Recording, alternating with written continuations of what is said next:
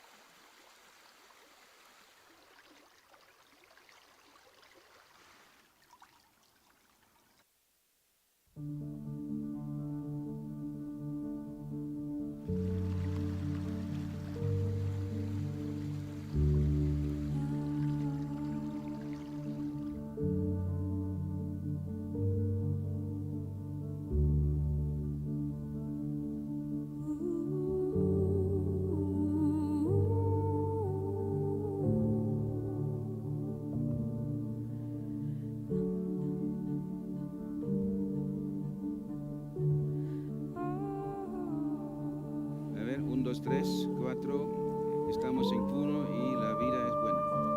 ¿Ya? ¿Salió bien? Ok. Ok, 1, 2, 3. Esta es una prueba. 1, 2, 3. Perfecto. Muchas gracias.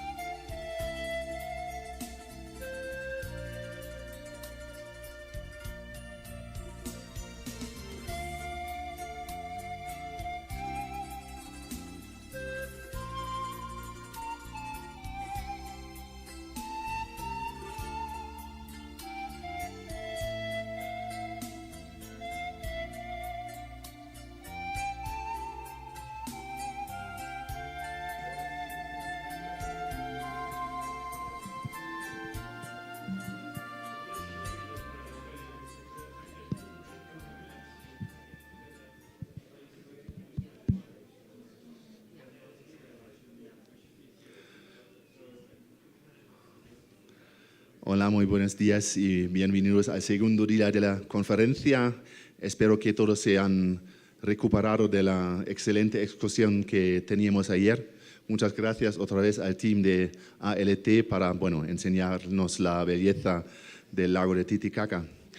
Estoy aquí solamente para decirles que se pueden conectar con el Wi-Fi, con el Wi-Fi para acceder la traducción al español, del inglés al español. Tenemos una traducción simultánea y para que lo sepan cómo se pueden conectar, por favor, con el Wi-Fi, y luego hay un link en Zoom. Necesitan los auriculares para accederlo y entonces pueden escucharlo, todo lo que dicen en las presentaciones que van a dar en inglés. Luego las presentaciones españoles lo vamos a traducir brevemente aquí aquí encima. Maybe also an English warm welcome to the second day of the conference. Great to have you here again. I hope you recovered from the beautiful excursion yesterday. Thank you very much again for this beautiful day yesterday we had, and for showing us this, the beauty of Lake Titicaca and of the region. I'm only here to tell all of those who want to connect to the Wi-Fi and want to have the simultaneous translation from English into Spanish. All of those who speak English will not have a problem with the English presentations, and the Spanish presentations we will summarize here and solve this on stage, because unfortunately we do not have a simultaneous translation from Spanish into English. And now I'm happy to welcome Andrew Venter, who will moderate this morning, or the first session this morning. Andrew Venter comes from South Africa and is since many years in the board of directors of Global Nature Fund, and I just hand over to him. Thank you.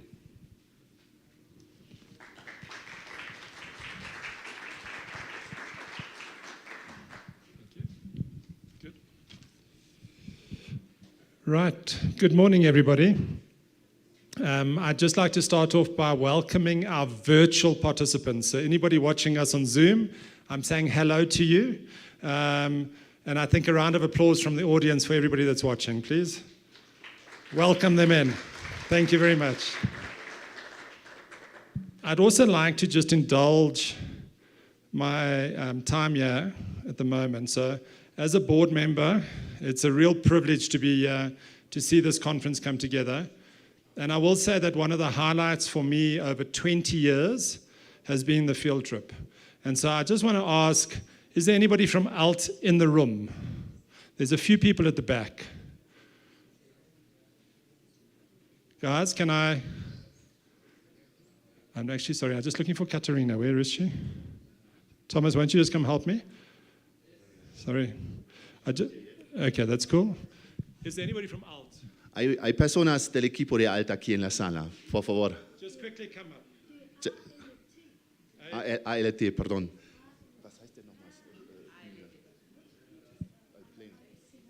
Al escenario, porfa. Just a very quick, just quickly. Brevemente, solamente, brevemente. This is just very quick. I just wanted to say the biggest thank you possible from everybody here for arranging the field trip yesterday. It was absolutely amazing. Thank you. Bueno, solamente para agradecer y decir muchísimas gracias para organizar la experiencia de ayer.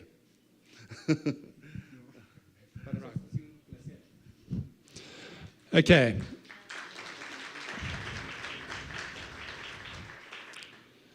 Okay, so we're going to get started. We are very privileged this morning. We've got 5 very strong speakers. So if I could ask that Richard, Ajanta, Jacqueline, Mechthild, and Amy, if you could come up and just come and join us here. The way we're going to run this morning's session is each of them is going to give a shortish presentation, about 10 minutes.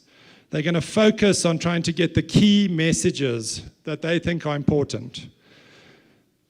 We're then going to have a panel conversation, because what we want to do is we want to get the audience, we want you to be engaging with these speakers who are all really amazing. I'm missing Katerina, so I'm just wondering if there's somebody else. Will you do, Thomas, just a short summary at the end of each presentation until Katerina gets here? Okay, so what we're going to do, the presentations will be in English. We do have translation. Richard is able to do, his presentation is in Spanish as well.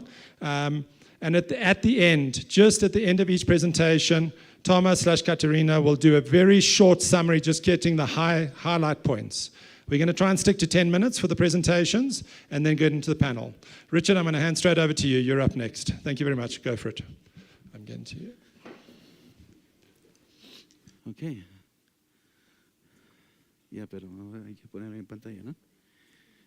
Okay. Good morning, everybody. My presentation is written in Spanish, but I will speak in English. So to make that easier for all of you, thank you. I will talk about an experience here at Lake Titicaca, the watershed called Suches, which is at the Bolivian site, like 3,000 square kilometers, which 62% is in Bolivia and the rest in Peru. Lake Titicaca has a lot of rivers flowing into, some of them bringing a lot of problems with industrial waste or mining. What we talk here is basically a problem of mining. The river has an extension of 180 kilometers, and in Promir it has like 3 to 4 cubic meters per second bringing water into Lake Titicaca. There's like 25,000 people living in the watershed on different levels. The high level lives from alpaca in production. In the middle of the watershed, we have basically potato and agricultural use. And near the lake, we have production in fish ponds of trouts. So the basic problem is mining, basically because of sediments, a lot of movement of soil, and of course this affects all the, how do you say, the bofedales, like, how do you say? How do you say bofedales in English? Wetlands, no? Wheatland, okay. And of course, a very, very high usage of mercury. So this is a binational watershed, and there's also a binational agenda between Bolivia and Peru to work on it.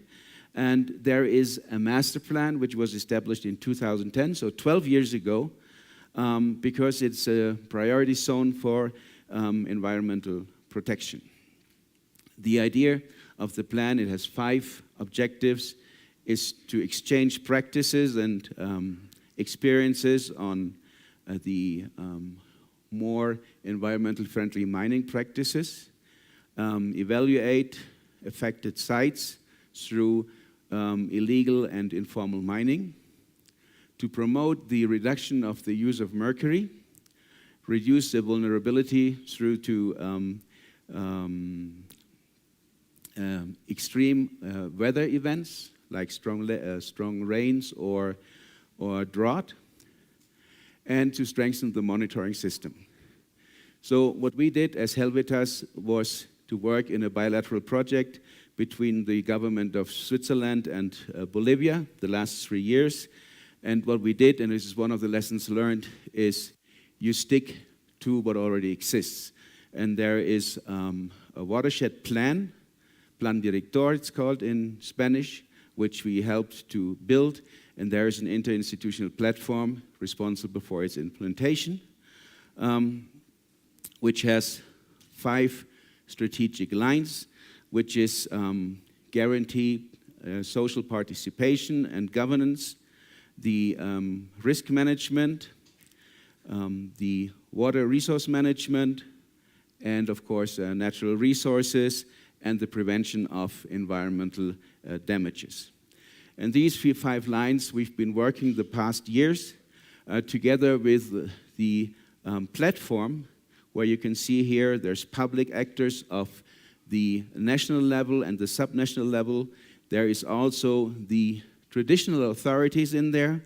There is a science and knowledge of NGOs and the academics, and there's of course actors of international cooperation. So we've implemented 2 pilot projects in terms of mining, amongst a lot of other things, which is working with 2 of the more than 200 mining cooperatives only on the Bolivian side, Tierra Hermosa and Águilas de Oro, where we try to introduce technologies and strengthening the cooperative in terms of training to reduce contamination with mercury and also the effect of the sediments. So there are technologies which most of you know. It's closed water circuses, it's recycling of mercury or use of any other material to extract the gold. And we managed in these cooperatives to reduce by 98% the use of mercury. Bolivia, by the way, is the country that most mercury imports in the world, because its technologies are very ancient and very backwards, and it takes a lot of effort to convince miners to change that. So we also published these results. You can find them on the webpage of the Ministry of the Environment. We did field schools with miners, and most important, what have we learned in that process? And the first one is, in a country like Bolivia, where the state is not so strong to impose all the regulations which exist, you have to accept that mining is a reality. These mining actors are also farmers very often, so they have these conflicts of interest in the same family and, of course, between communities. The cooperatives are aware of the environmental problems, so you need to offer alternatives, and you have to make them accessible with the help of finance and pilot projects. Because there are technologies for cleaner, not clean, but cleaner production. So most important has been to work with all the social actors, to have an agreement to work there, because otherwise you will have very, very strong conflicts and it will be impossible to work there. You need to work within the normative and legal framework, which has a lot of holes, and you also need to work on perfection it and to help work out the gaps which are existing. And you need to work with the structures that exist, which are foreseen by law, which are the organizations of the watershed, the institutional platform, the interinstitutional platform, but very, very important also the social organizations, be it the traditional organizations or the mining organizations. You need time. 3 years are not important, are not enough, but we have proven with this that a cleaner production is possible, because you can imagine when you have the mercury going down into the lake, and there are the fish ponds, that the trouts we eat in La Paz are contaminated with that mercury, and the effects of mercury I think you all are aware of, no? So there is a huge environmental problem to the lake. This watershed is not the only one, and the 2 cooperatives which we've worked with, from the 200 which are only on the Bolivian side, it's just a grain of sand, but it is a beginning. So what we need is to scale up these experiences, being aware that cleaner is still not clean. If there is an alternative to gold mining, and that is unfortunately, like coca production, one of the most profitable economic activities for people who are extremely poor, then you just have to face reality and try to make the best out of it. Thank you very much.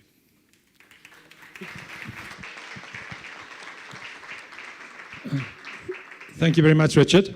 I've asked Katerina just to, at the end of his presentation, just very quickly in Spanish, just to share the few points that she heard that were really important to her, just to help with the process.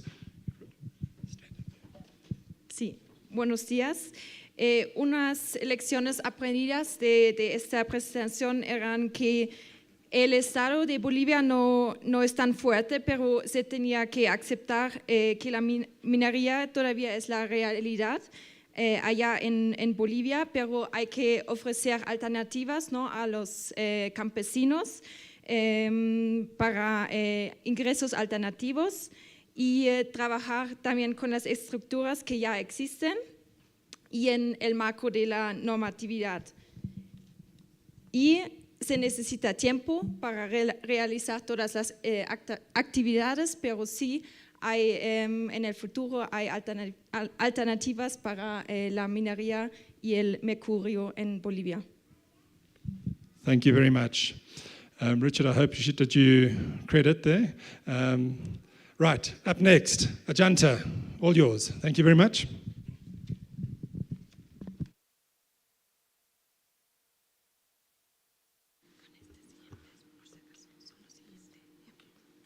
Hola. Before I start, I should say a very, very thank you to Puno, the all team, GNF, and members of the Living Lakes Network that I stand here today and share my experiences on this conservation journey with you all.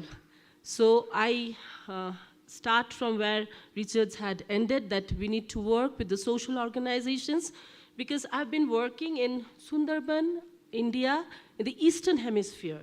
So that's an area where you have the big Ganga, Brahmaputra, and the Meghna Delta, the largest delta in the world, and the largest contiguous mangrove forest in the world, which is shared between the two countries, India and Bangladesh. 40% and 60%. We, India, have 40%, and Bangladesh have 60%. So here we are working on the transboundary. So it has a lot of accolades. You can see it's a tiger reserve, it's a national park, UNESCO World Heritage Site, a Ramsar site, a biosphere reserve, and spread over an area of 9630 square kilometer. And protected area consists, the totally protected area consists of about 4264 square kilometer. There are 102 islands where the people live. The habitation is only in 54, where the 48 islands are under this 4264 square kilometer. So there are a lot of people living there, around 5 million people who live in this delta. And I would be, this is a journey of mangroves restoration, and why we took it up. When 20 years back I was working on tiger straying, on turtle protection, but the entire dimension changed of my looking into the ecosystem. And it was in 2009 when a storm happened there, Ayla. And I will take you through a photographic journey, because there will be a lot of presentations, so you can understand the area where we are working, the people, and what needs to be done, what needs to be understood as conservation practitioners when we are working in such landscapes. So this was 2009, and a huge storm cyclone happened, and it wrecked Sundarbans. And now it is happening every year, twice. That time it was 170 kilometers per hour. Last 3 consecutive years, we had cyclones of 265 kilometers per hour. And you know the reasons why. The climate, it's a Bay of Bengal, the depression areas, and it's creating a lot of damages to the ecosystem, the people, and we all have to understand that. So you see the islands are like turtle back, and they are protected from daily tidal surges by embankments, which are crucial. We say the lifeline for the people of the Sundarban. But they're earthen. It's a huge hydrological system. You cannot concretize the banks. And so it happens like that. Previously, how it was like, you see the mangrove on the other side, and when habitation happened, we had cleared the mangroves. And there are aquaculture ponds, habitation reclamations have been done, And this is the damage that we have done. The entire Kolkata city, only 100 kilometers from here with a huge population, the entire southern part of West Bengal was all protected by these mangroves. This is the nature solution of protecting the areas, the terrestrial ecosystems, the transition zone from the marine to the terrestrial ecosystem is this delta. So we cleared all this, and this is what we happened to see that time. So there were huge areas, mangroves were cleared, there were a lot of activities happening. It is a naturally regenerating area of mangroves, but it was not happening because there was a lot of anthropogenic pressure on that area. And this was the areas which were all blank. So what we did, that vulnerable embankments, we understood that can be only protected by the mangroves, and we took up the strategy of scaling up mangrove restoration, involve the local communities, and include the policy level discussions so that these are mainstreamed in the developmental agendas. It was a perfect nature-based solution. I, working as an ecosystem practitioner, like to talk about that a lot. But when we started the work, by default, we saw that women came in large numbers.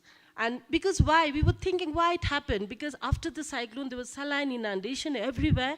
Agriculture was lost.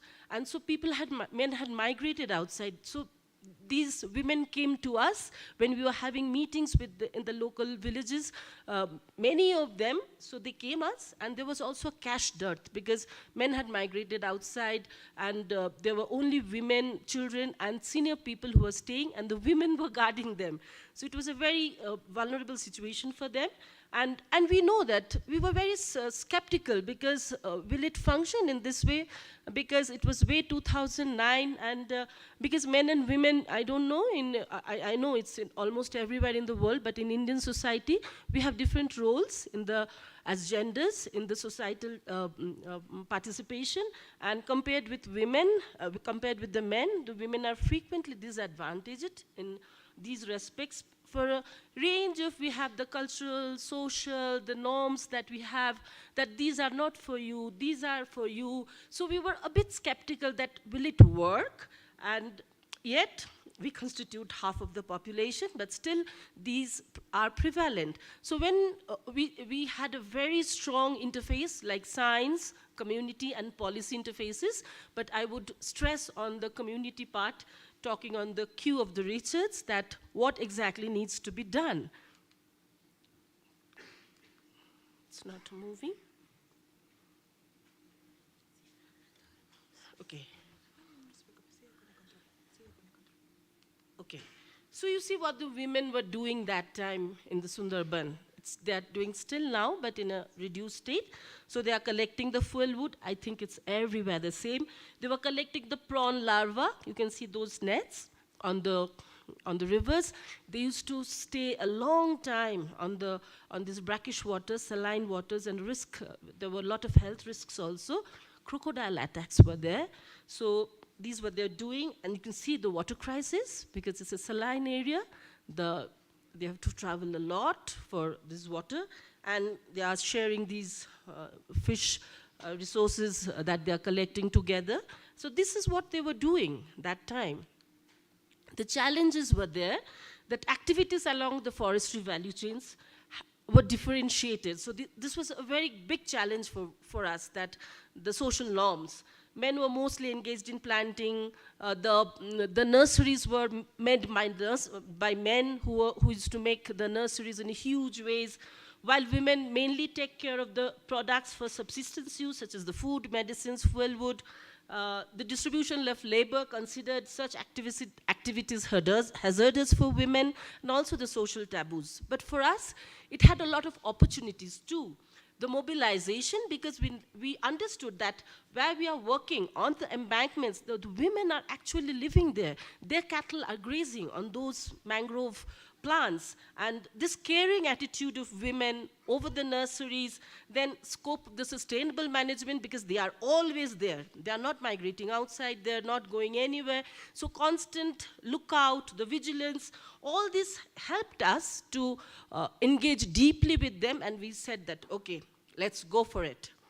And it was a journey. They collected seeds, they organized themselves into groups, They sowed the seeds in the nurseries. We had them all over, the women taking participation, and you can see on the right top, they are checking the root-shoot ratio in the nurseries to understand which grows faster, what to apply, and everything. So there was a lot of science, which based on the traditional knowledge we inculcated, integrated into this. There were planting saplings. You can see the Global Nature Fund logo there. So huge areas, mud flats, they are planting, they are growing, they are enjoying, and we found that no barriers existed. There was actually nothing hazardous. It was all social taboos. And they participated in huge ways, and this is what was created. So those blank lands were created by them in planting and ensuring that bioshield, which protected the villages. And this is the embankment you see now, the huge, the mangroves in front. And there you can see a bird watch tower, because the birds have started coming. The National Geographic had come and covered this. You can watch it in Ganga, the river from the skies, that how the green brigades are working. And this is the fun, the enjoyment, the pride that they take in doing all this. So this intertwined bonding, which we have to understand, the women has with nature, because the relationships between people and nature had changed a lot over a lot of human traveling developments, whatever we call. So a new culture, I would say, I felt it, that the reverential use and maintenance and preservation of these forests, and thus emerged the Green Brigades. I remember we first started our work with GNF in 2016, and that was the time we started working with this group. And in a meeting, in our language, Bengali language, when you call the elder sister, it's like Didi. So I was in the meeting and they said, Didi, we want a green sari. So I said, why? Why do you need a green sari? They said that because you know we are all housewives, we are protecting the village, we are going there, but the people don't understand. When we are going there for work, they will say, oh, take my child, please have a visit there. Okay, so I go very fast. So here come the Green Brigades, and you see all the things that they have done. So they are taking now to villages, the bird watchers. This is a very interesting story I would just like to tell about. They're negotiating with the irrigation department that the sandbars need to be there because the mangroves need to be there, and empowered women in full charge, making awareness campaigns, and this they have also translated in agri-horticulture, fisheries. They don't own the land, but they can prepare the basis, azolla cultivation. They are supporting their men into doing the right thing in the field because they understand now. You see, they're using 10 meter to control the water footprints. So they're using all this, the pH measurements, and the lessons learned is obvious. Katrina will tell. So you can read also, so not very time. So we feel that we do projects, but in order to translate into a program, we need sustainability, and women play a very important role in it. And I don't want to get into this. I just want to say this. This is a story whereby the women are being empowered to become leaders in the communities, and what we get is a protected mangrove ecosystem where all the kingfishers, the turtle, river terrapin, the mangrove tiger is protected. Thank you very much.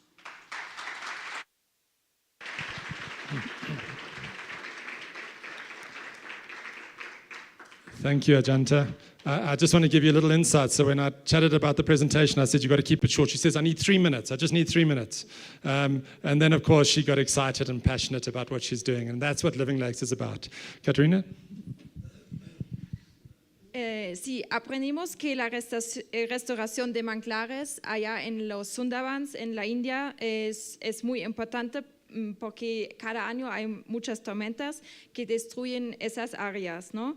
Y la participación de ambos géneros es importante para la conservación allá, pero hay un fuerte énfasis en las mujeres que juegan un rol importante allá. en las brigadas verdes y es más sostenible cuando hay una participación de las mujeres porque hay más identidad, más valores y más respeto. Y eso lo que hace Achanta en ese proyecto. Fantastic, thank you. Jacqueline, you're up. We've had Bolivia, we've had India, we're now heading through to Rwanda, and we've got a few more adventures ahead of us.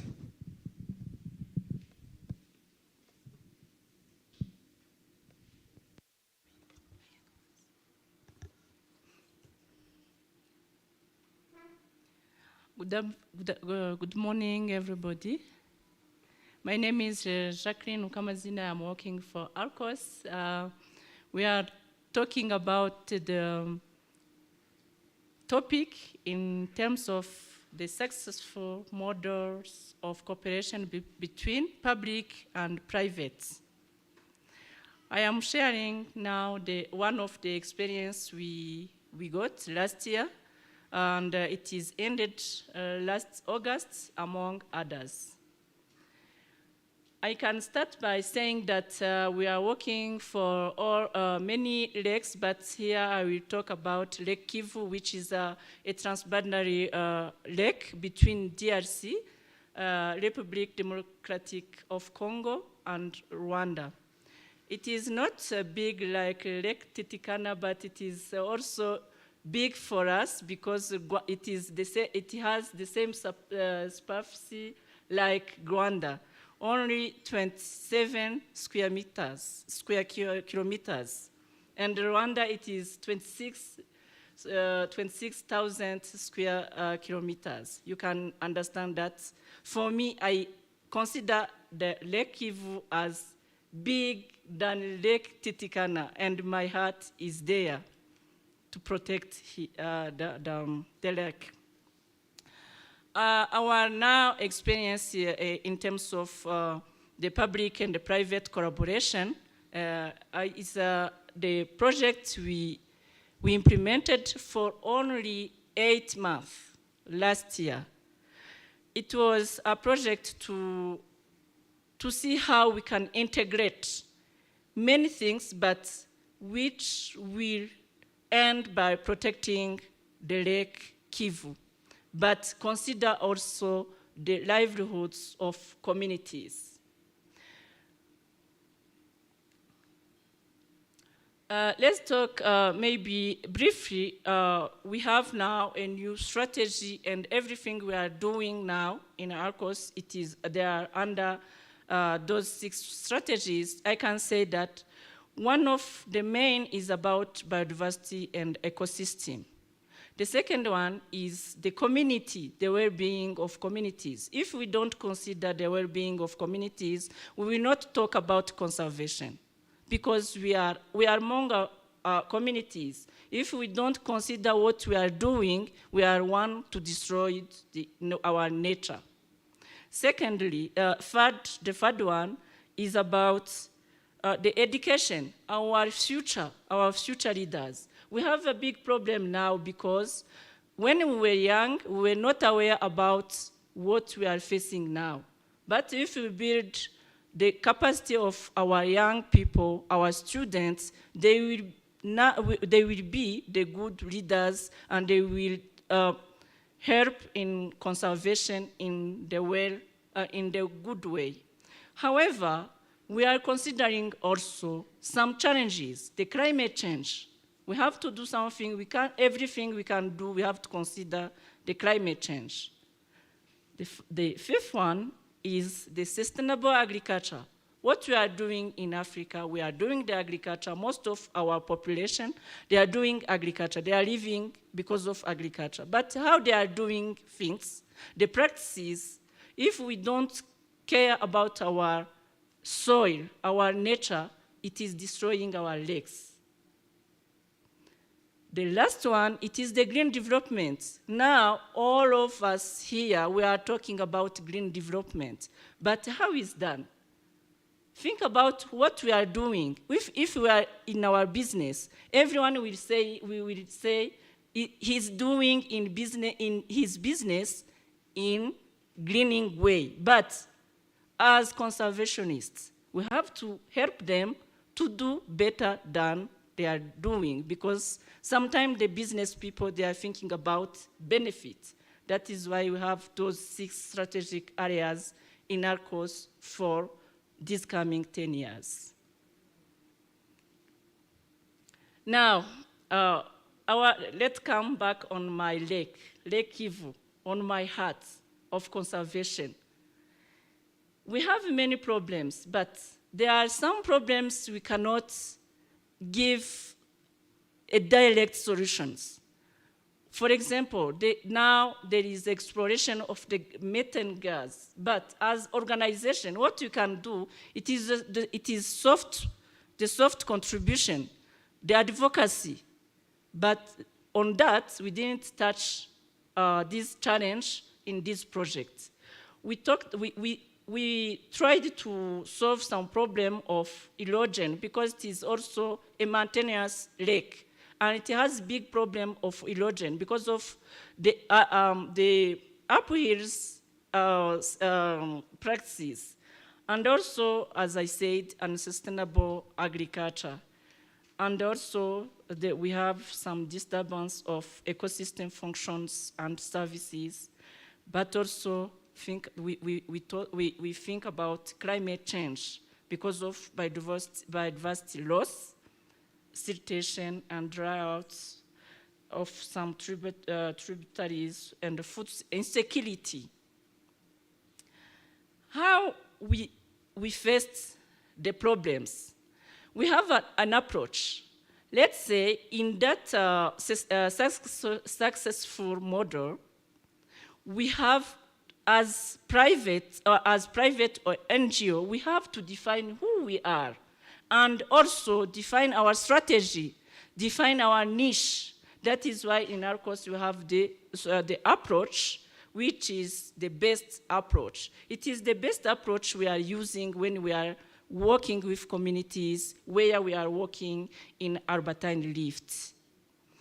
For B, it is about to build the capacity of our communities and stakeholders, to help them to understand how they can manage their business, capacity building, trainings in terms of reporting, accountability, everything, and even gender, even inclusiveness and transparency. About E, it is what we are doing every day for us, the environment. Whatever we do, we take care about environment, energy, water, biodiversity, everything, it is under E. So we have to think about the solutions for our communities, which can make even income in terms of money.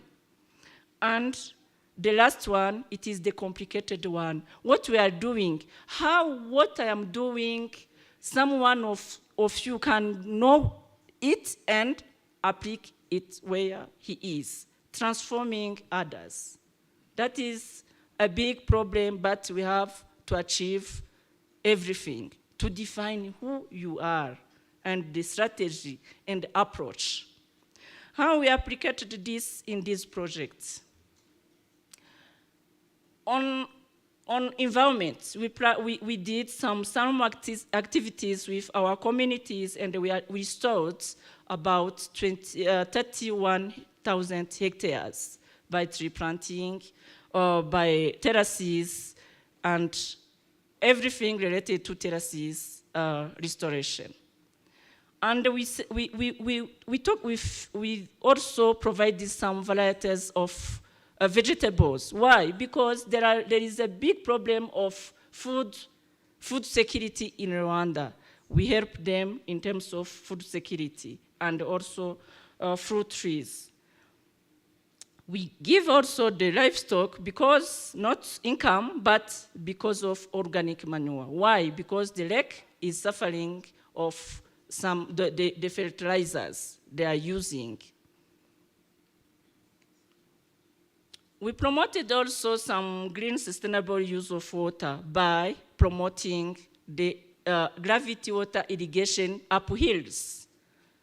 And also we gave some clean energy by giving the cooking stove. I can say that it was a transboundary project. It was a transboundary project, and in DRC part, it is John who helped us to implement activities in DRC part. This is also an example of successful partnership between NGOs. I can finish this presentation by saying that alone you can achieve less, but together we can achieve more. Do you believe on that? Who believe it? Thank you very much. Secondly and the last,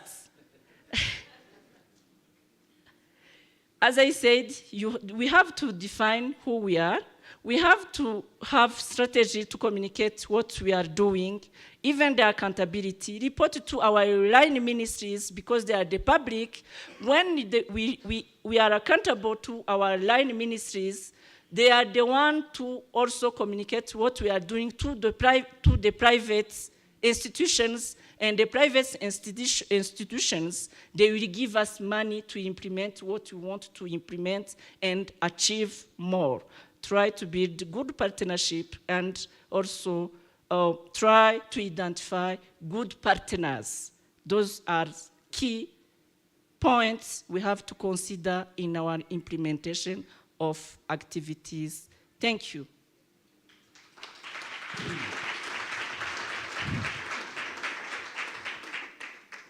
Thanks, Jackie.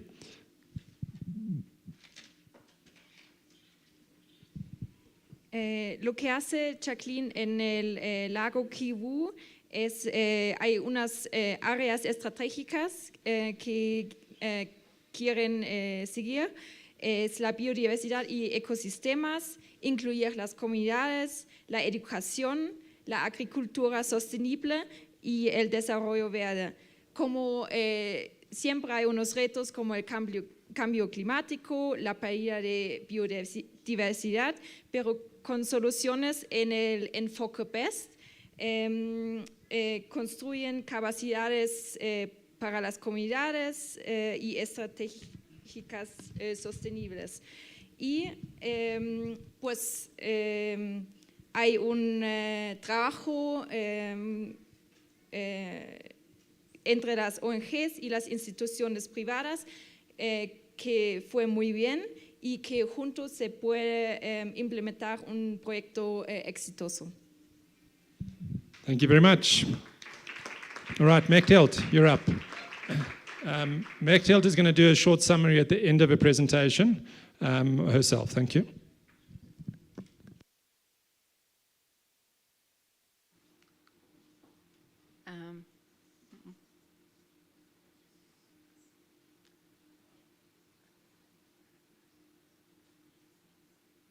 Bueno, aprovecho y agradezco a todos los organizadores, a todas las personas que están a veces no visibles y que hicieron posible que estamos todos acá.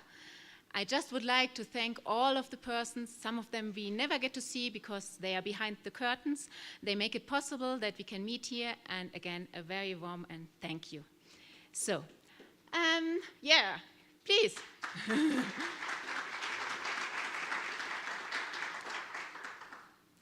So my presentation is in Spanish, so I will switch between Spanish and English. And here you have a beautiful view over the ocean, and I'm giving you like a very short summary of what I'm talking about. I'm going to talk about two migratory bird species. What do they have to do with my foundation, which is called Fundación Lagunas Costeras in Uruguay? The NMBCA, which is the Neotropical Migratory Bird Conservation Act, and then I will talk about what means cooperation. In our case, it means to build a network of cattle farmers around 5 lagoons that we have in Uruguay. And last, I will share with you our lessons learned. So, como lo acabo de explicar en inglés, la mayoría de mis puntos importantes están en español, entonces eso es el contenido de la presentación y si después tendrán alguna pregunta, bueno, pueden hacerlo también. So this is our star, because this connects me with Ajonta. Ajonta mentioned it's very important, the bonding. It's important to have a relationship with nature and to have this connection. So for us, it's this little bird. It's called Plajarito canela in Espanol. At least in my region, you know, local names are different. So you have here the Spanish name, the Latin denomination as well. Bueno, nuestra estrella de nuestro proyecto es el Plajarito canela y también el cholo pampa. Tenemos estas dos especies que son muy importantes en este caso para formar una red de productores ganaderos alrededor de 5 lagunas en Uruguay. So this is the second star. It's the American golden plover, and this is the other species that is the key species that we are protecting in our project. So why are they our key species, and why are they important for us? Because one of the pressure that we have around the lake is cattle farming. But these two little birds actually need the cattle because they need a certain height of the grass. So we found out if we do the management correctly, grazing at certain times and then other times no, we can actually make it possible that they really like our habitat. Bueno, esos dos especies conviven con el ganado y necesitan el ganado. Quizás es importante mencionar el ganado es como una presión alrededor de las lagunas. Tenemos el tema que las lagunas, el espacio de agua varía durante el año y algunos de los productores consideran parte de que es en realidad el humedal para su producción. Entonces a veces eso lleva así, bueno, desafíos, conflictos. Entonces estamos viendo cómo podemos trabajar en conjunto. Y justo estos dos especies necesitan el ganado porque hay momentos en donde necesitan el pasto muy corto. So I just explained the same in Spanish. So these species need a certain height of the grass to be able to actually make use of the habitat. So I don't want to go into this because of shortage of time, but you can see this is where we, actually I was missing a picture, let me see. Okay, no, so this is where they are reproducing, then they have the migration, and it's important that they have our habitat as we call them, as their time to actually rest. Nosotros cuando explicamos, por ejemplo, a niños, siempre explicamos, nuestros hábitats son como sus estaciones de servicio, necesitan esos lugares de descanso, y por eso en nuestro proyecto estamos apoyados por esa ley que mencionaba antes para que puedan en nuestro lugar descansar. Eso es una foto de cómo se ven nuestras lagunas. Tienen mucho pasto, tienen también la presión de, ven algunos bosques de eucaliptos, pero básicamente es una pradera. So you have an overview what our wetlands look like. We have some pressure of eucalyptus planting, but usually it's a wetland and it's a grassland. So here I'm showing you, which is what we are using for our project. It's a grant, that's a Neotropical Migratory Bird Conservation Act grant. And since we're talking about cooperation, I would like to ask Barshley Miller and Jeff McQuilkin that they just get up so that you can see who else is working with this kind of support. They work with Argentina, the Fundación de Líderes de Asenusa, and in Mar Chiquita in Argentina.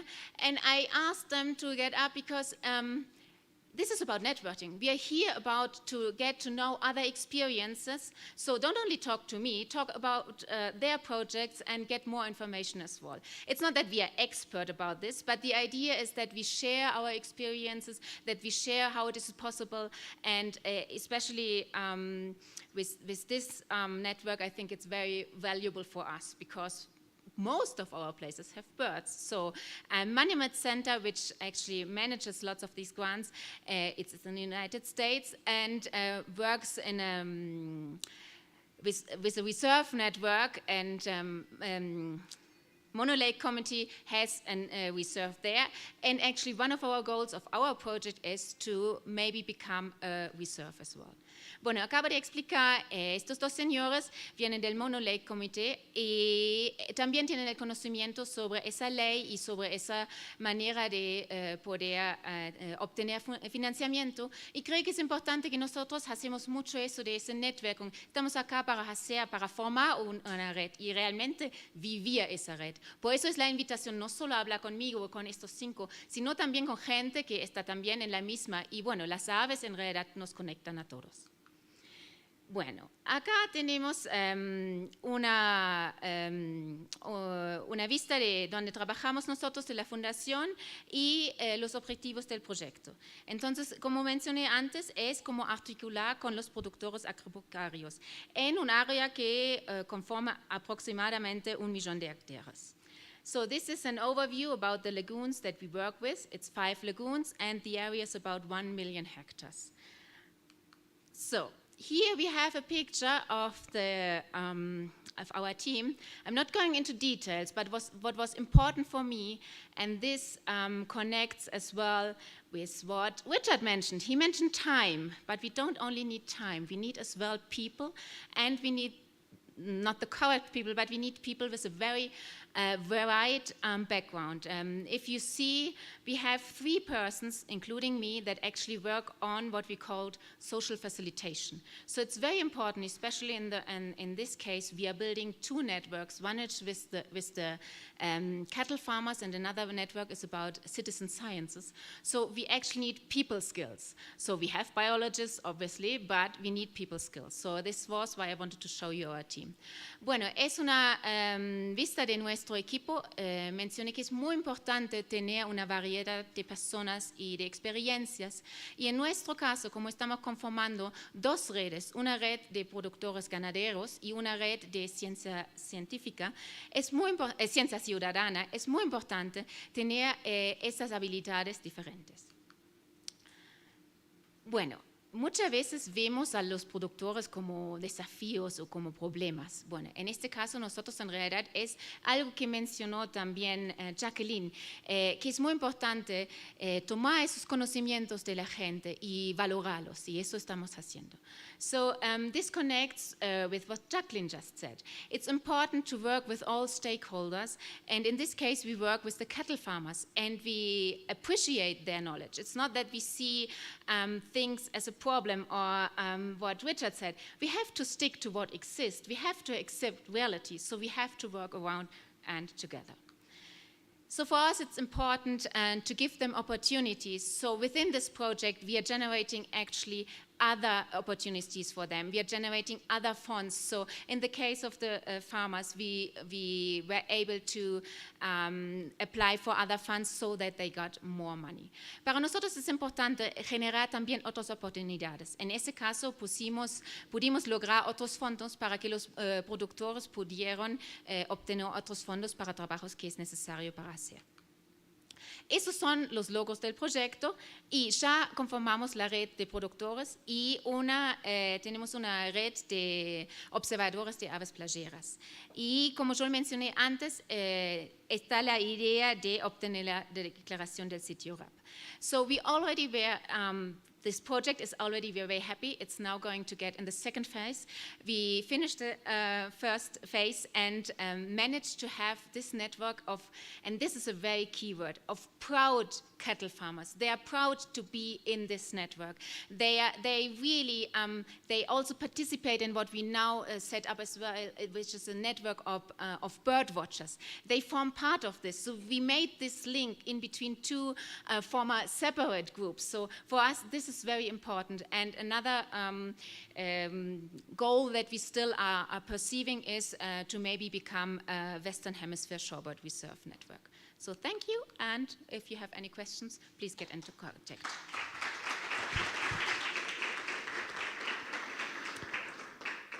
Thank you very much, Mechthild. Amy, you're up. Whilst Amy walks up, I just want to point out that I've known her for 20 years, and she still hasn't grown up. But also there's a very strong English saying that says that dynamite comes in small packages. So I made sure she walked away from me when I chirped her. So. Thank you, Andrew.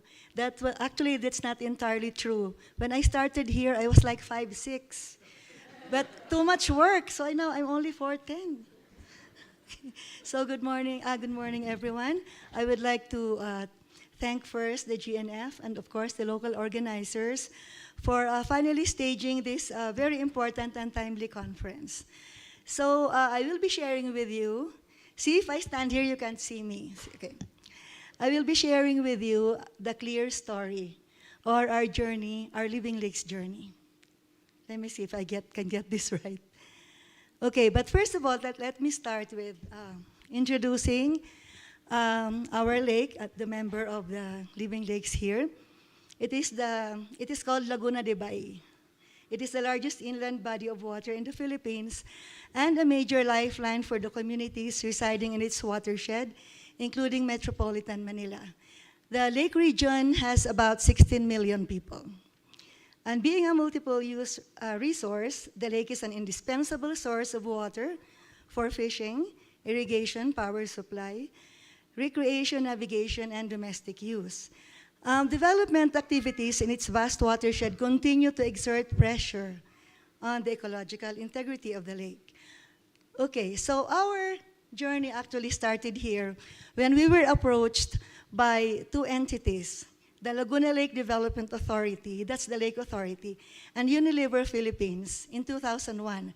Apparently, they applied for membership of Laguna de Bai into the network, and they were not accepted because they did not have an NGO partner.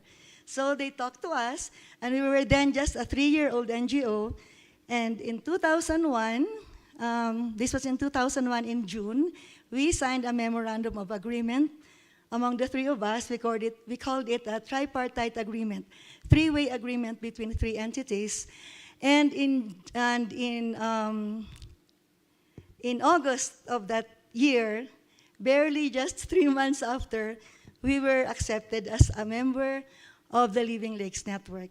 And as such, since we are the NGO partner, we act as the voting member, and we also administer the secretariat for the partnership. So that's the story.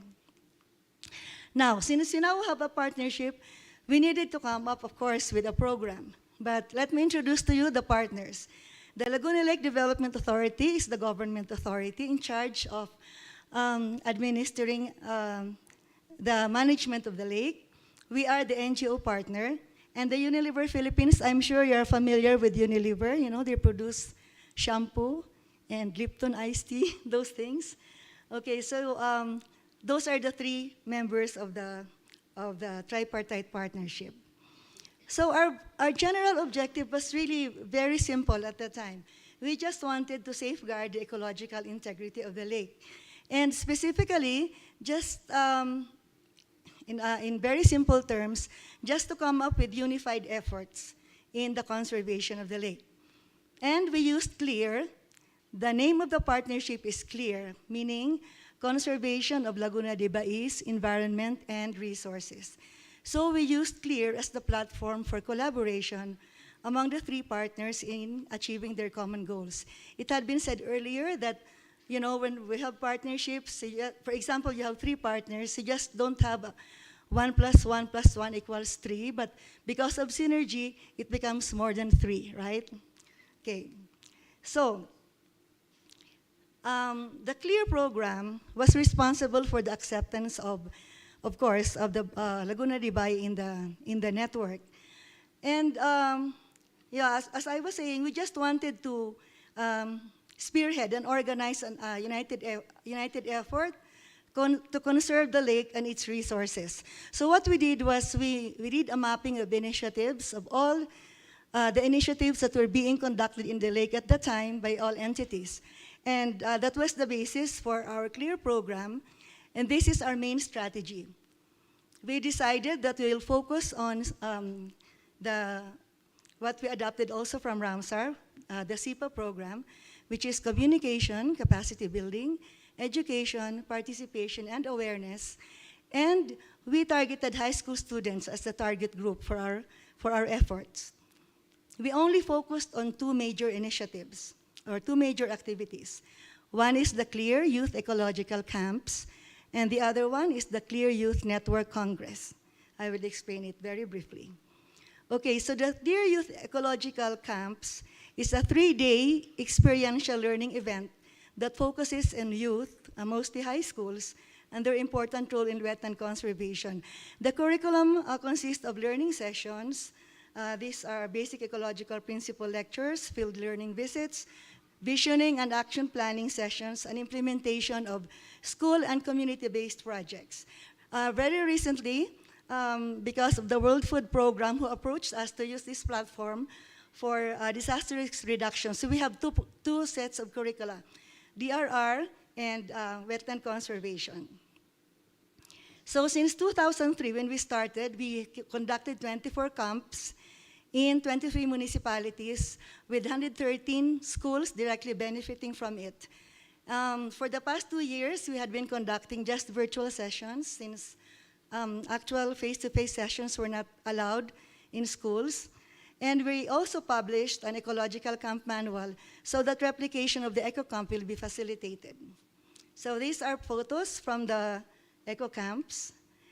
And the Clear Network, after 2 years of conducting eco camps, we decided to conduct a network congress, which is actually inspired by the Living Lakes Conference, because this is where the annual, this is an annual meeting of the campers, where they share their progress on the projects that they're implementing and plan for the next year. Okay, so to date, the Clear Youth Network is composed of more than 1,000 high school students and young professionals that are expanded from the core group of campers who continues to take action in protecting the environment. Not just on the lake, but some of them are already working abroad, and they are already, in fact, spearheading conservation efforts. We also have a Facebook group that connects the Clear Youth Network through these social network facilities. So this enables them to keep touch as to what they are doing about their projects, which are community-based. Okay, we also have training of trainers and community meetings, and these are the tasking among the partners. LLDA provides funds for food and accommodation. We do the coordination and the conduct of the eco camp. Unilever provides funds for the Secretariat until 2015 and for the Youth Congress. The local government units take care of transporting the campers during field work, and the high schools help with the selection and coordination of participants, and also for sustaining the activities that are started by during the eco camps. So creating impacts through partnerships, and aside from helping, of course, conserve the lake, we also, the Clear helps each of the partners achieve their own individual goals. For example, LLDA helps, the Clear helps in achieving the vision of LLDA, particularly in complementing the task of their Community Development Division. In other words, we synergize with the mandate of the partner so that we sort of promote whatever they are doing and help increase their visibility. For Unilever Philippines, the Clear contributes to implementing the Unilever Sustainable Living Plan, including circular economy. And for us in the society, this is one of our main strategies, and in fact, contribute to these outcomes. Okay, so the outcomes would be the Clear Youth Network has been an effective platform for active exchange of information among students, teachers, wetland practitioners, etc. And it has empowered the youth to become an important community actor in wetland conservation and disaster risk reduction management and preparedness, and institutionalization in certain communities, broaden the support of Clear by soliciting support of local industries in lake conservation efforts. And the results of the eco camps had been outstanding based on the survey conducted among campers in 2016. I will not go into that. But these are the challenges that we faced. We, of course, had administrative policy changes among partners, political dynamics in every community, the COVID-19 restrictions, and unfortunate events during eco camps, such as, some people get sick during camps, etc. And these are our replicability tips. We believe that we should incentivize partnerships. This doesn't mean you have to give money, but at least the responsibilities and benefits should be clear to partners so that they know what they are getting into. Provide communication opportunities for all sectors, not just for the corporate sector. Let your partners speak for you and about you, so be a good partner. And create a space for participation from all sectors. And engage, and engage. Okay, so conclusion, just 1 minute. The CLEAR partnership has proven to be a simple, effective, and replicable model for collaboration on wetland conservation in the Philippines. It has raised the profile of all three partners in terms of their roles and commitment to wetland conservation. This has been translated into confidence and trust in other sectors of society to be part of this program. So in celebration of its 20th year as partners next year, the CLEAR program will be reviewed in 2023 by a third-party entity to further ensure that the relevance of the program is ensured. And we are seeking more partners, and it has expanded the reach of the society and helped in leveraging funds for each activities. So just to show you from a pledging organization in 2001, we now have this as partners, the government agencies, local government units, academe, private sector, civil society, international organizations. Thank you.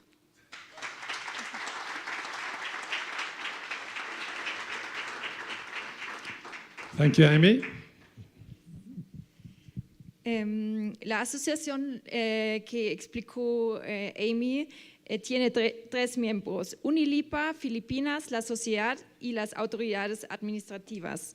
El objetivo era mantener la integridad ecológica en la laguna de Bay, y el foco era en la comunicación, fortalecer la capacidad, especialmente entre los jóvenes, la educación, participación y la conciencia. Esa asociación era simple, efectivo y fácil a replicar para la conservación de los humedales, y funcionó muy bien en las Filipinas, y con este perfil todas las organizaciones se han fortaleciendo, y así era más fácil también recibir fondos. That's great, thank you. So what we're going to do now is we're just going to move to the front here. We're going to have a panel. I'm going to ask, I know the ladies are desperate to give the speakers their gifts, but they haven't finished working for their gifts yet, so they can't get them yet. So they can just wait a little bit longer. Should you just translate that for the ladies, just to hold. They mustn't give the gifts yet. I don't worry. Awesome. That's cool. Okay. Right, let's move over here, guys. Okay, and while we're moving, I'm looking for questions from the audience. Just if there's Spanish. Just wait. Someone's got to have a question. Otherwise, Marianne, I'm going to pick on you to get going. No. You're too early. There has to be somebody else with a question. Okay. Let's start here. Have we got another mic for the bottom? Yeah. Thank you. Or not? Have we only got the one? That's fine. Okay. Thank you so much. One question goes to Richard for his impressive presentation. But I would like to know these miners, are they individual or they are companies? That is one. Then two, I would also like to know, compared to what you have presented to my country, because these artisan or the individual miners suffer a lot. Government always don't support them. How is it here in Brovia? And then another one is also going to my sister Jacqueline. Very good presentation, and what you presented, almost the same. The challenges and so forth are the same. But I would like also to know, these farmers, especially, I know those people who live around the lake, they are the poor. But apart from capacity building and so forth, is there some physical things like money, like any support apart from training and so forth? Because always, as civil society organizations, we concentrate on training, support, capacity building and so forth. So many terminologies you are using. But when it comes to support those farmers, they need some small fund to support them and so forth. And they say, we have done our work. Next, it will be up to you. Thank you. Thank you very much. I always feel more important when I got one of these on, just saying. There, Richard, yours. You are. Regarding the question, thank you. These miners are cooperatives, meaning that is well, a kind of a jointly owned company under Bolivian law. They are also considered being a social organization somehow, because they do not follow exactly all these cooperative principles. But the problem in Bolivia is more complex. In a lot of areas, the cooperatives work, and they are like a shield for foreign companies. So they put the money in, the machinery, etc. Because the cooperatives don't pay very, very low taxes. They get subsidized inputs from the government, etc. No? And they get the mining licenses. But in the back, there's, for example, Chinese companies, etc. No, not in this region, but for example, in the Amazon. So the profit goes to another country. The Bolivians are doing the dirty work, no? And of course, they're all jeopardizing their own health because we all suffer from mercury poisoning, but the ones who most suffer are the same miners.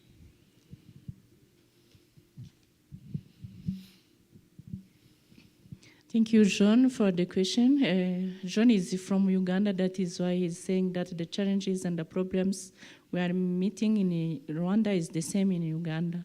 I can say that during my presentation, I said that under BEST, it is only B where we are doing the capacity building, where we put the farmers in Friends of Nature associations in groups for better monitoring and better communication between us and them, and also the local leaders. Because before starting any activities on ground, we form them in groups, in those associations, and we sign a sustainability agreement. And in the sustainability agreements, we commit what we support directly to them, and them, they also commit what they will do, how they will sustain what we will provide to them. We consider their livelihoods. That is why in that projects with Nexus projects, we gave them the livestock, we gave them the cooking stoves, we gave them those terraces, and also we even put in place a market where they will sell those vegetables because they cannot rely only on the fishing. And we implement that projects in partnership with the government of DRC and the government of Rwanda with support of GIZ through GIZ, but from BMZ, and also with communities and the local leaders. Thank you. Fantastic, thank you very much. Right, more questions? Marion, I'll come to you just now. Yes, Daniel? Daniel, ideally for one of the other three speakers, please. Choose somebody else. Because my question is still going to Bolivia. Okay, last time, no. Yeah, so I wanted just to understand, because according to your answer that you have provided to my colleague who raised the question about who is responsible with this mining. It looks like the responsible institutions that are doing the mining or individuals that are doing the mining, they are legalized because they are licensed. So I was just interested to understand if before the licensing, there are any form of regulations which they are supposed to commit to, such as the environmental impact regulations, and if there is any form of environmental audit that is done, environmental impact audit by the government or by the civil society, and what are you doing about it as a civil society to make sure that they follow the standards, if at all there are any laws. Thank you. Trustee Mark Carrier.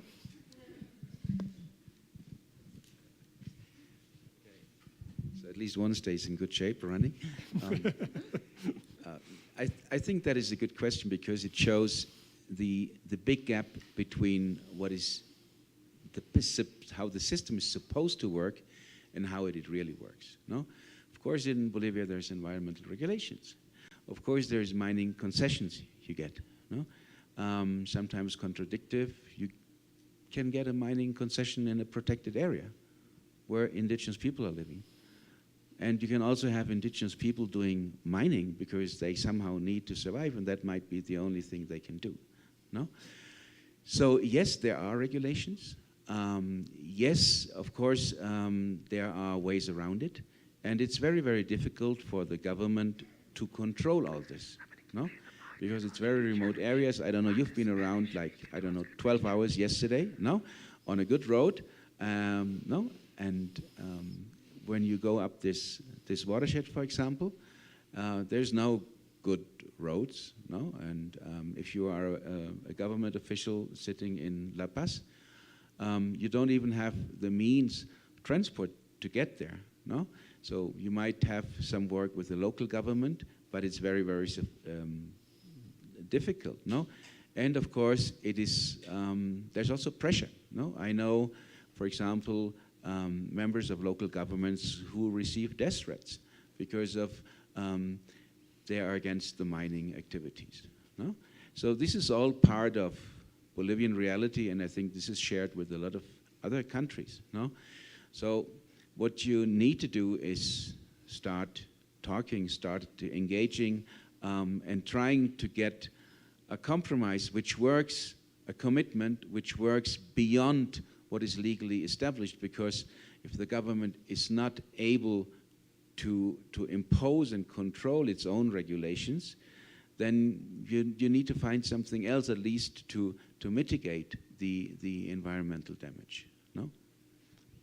Great, thank you very much. Right, now we're looking for a Spanish question. So, geez, that was, thank you, Amanda. But for one of the other three, right? No estaba pensado ni planificado. ¿La hago en español entonces la pregunta o en inglés? Okay, I can translate it. For Maidkill, the question is about incentives or payment for ecosystem services with the farmers you are working with. Mi pregunta es sobre incentivos o pagos por servicios de los ecosistemas con la red de ganaderos con la que estáis trabajando, si lo planteáis en un futuro, si pensáis que puede ser una forma de crear un vínculo que comprometa de alguna forma las buenas prácticas de gestión de esos ganaderos para conseguir los resultados que buscáis de conservación. I translate or no? Bichtiel will answer. She can do it in Chinese as well. Gracias, Amanda. En verdad, estamos apoyando a esa red, a esa nueva red que estamos generando, en el sentido que comparten el conocimiento y estamos dándole el espacio, decimos, estamos valorando su trabajo. La idea no es especialmente hacer un pago por el ecosistema, sino más bien generándoles otras oportunidades. Entonces ya hay otros llamados, por ejemplo, que a veces no se enteran del Ministerio de Ganadería y entonces estamos haciendo ese vínculo para fortalecer las capacidades de esos. Porque la idea es justo, porque si ofreceríamos algo así, sea otra manera de dependencia de alguna manera. Así es generar capacidades para que ellos puedan fortalecer su misma red. Eso es la idea atrás. Amanda was asking, well, she already put the question in English, so we are actually not thinking of a payment for the ecosystem services, but we are strengthening their network, we are strengthening the capacities so that they can apply, for example, for other funds, so that they are then self-sufficient, because otherwise we think we would generate another dependency on an ecosystem payment, which we actually don't want to strive for. We would like them to become strong themselves as a network. Thank you very much. Right, we're looking for a question for Ajanta and for Amy. No, Marion's got one in her purse, so she's waiting. Come on, from the audience.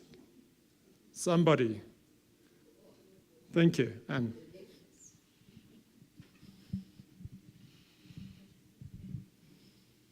Hi, Amy. You've got so much experience, so many years. I just want to hear what's the biggest challenges to get into these partnerships, because you had so much of them listed there. Like, it's mind-blowing. I'm like a bit...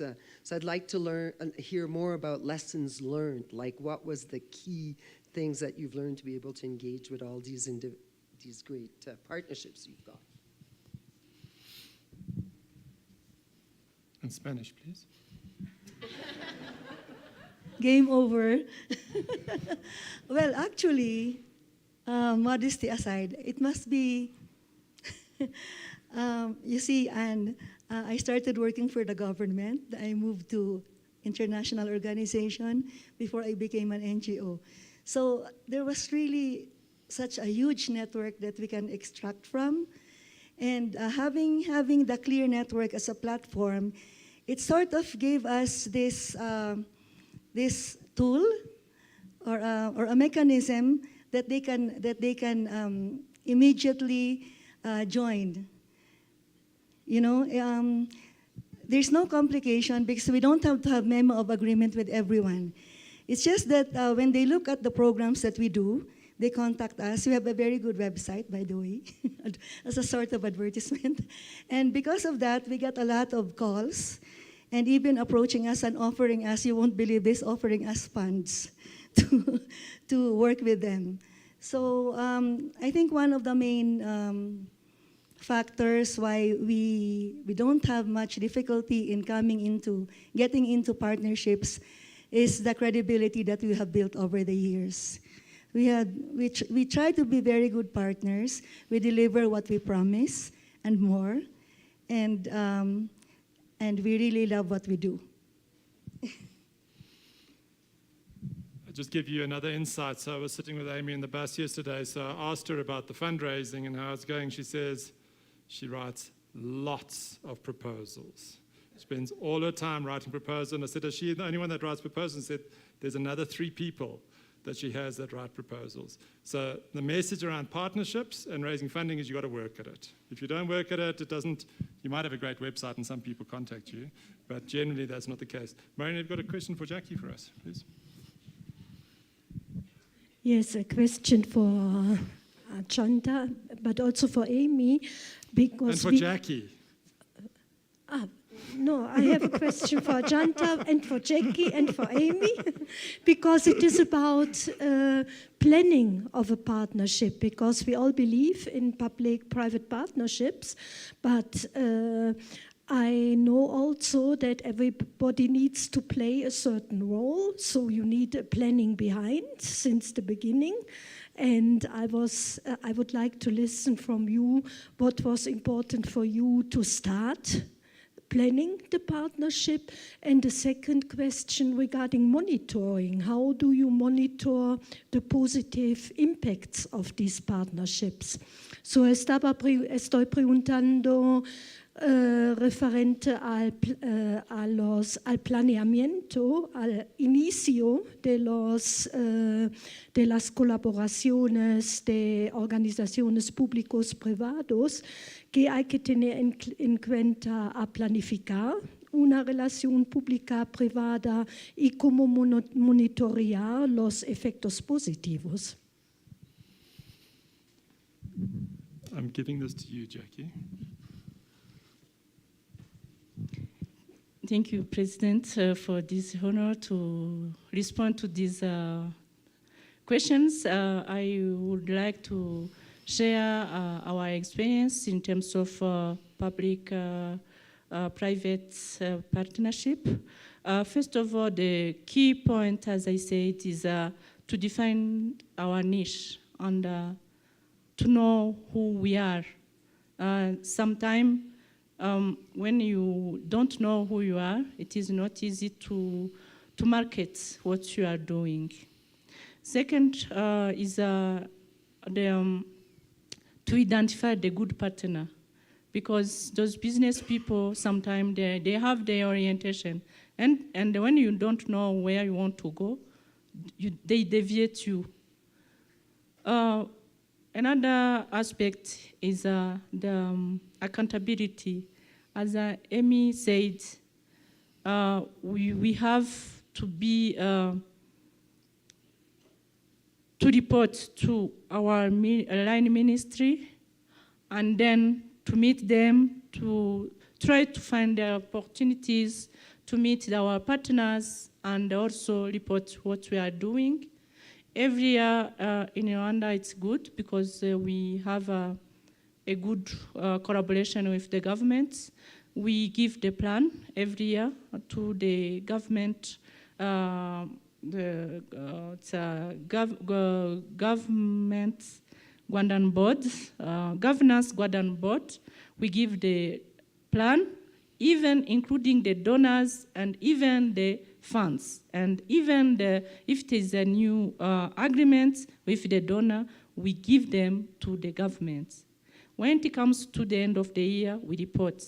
Before to report to the Rwanda Governance Board, we report to our line ministry.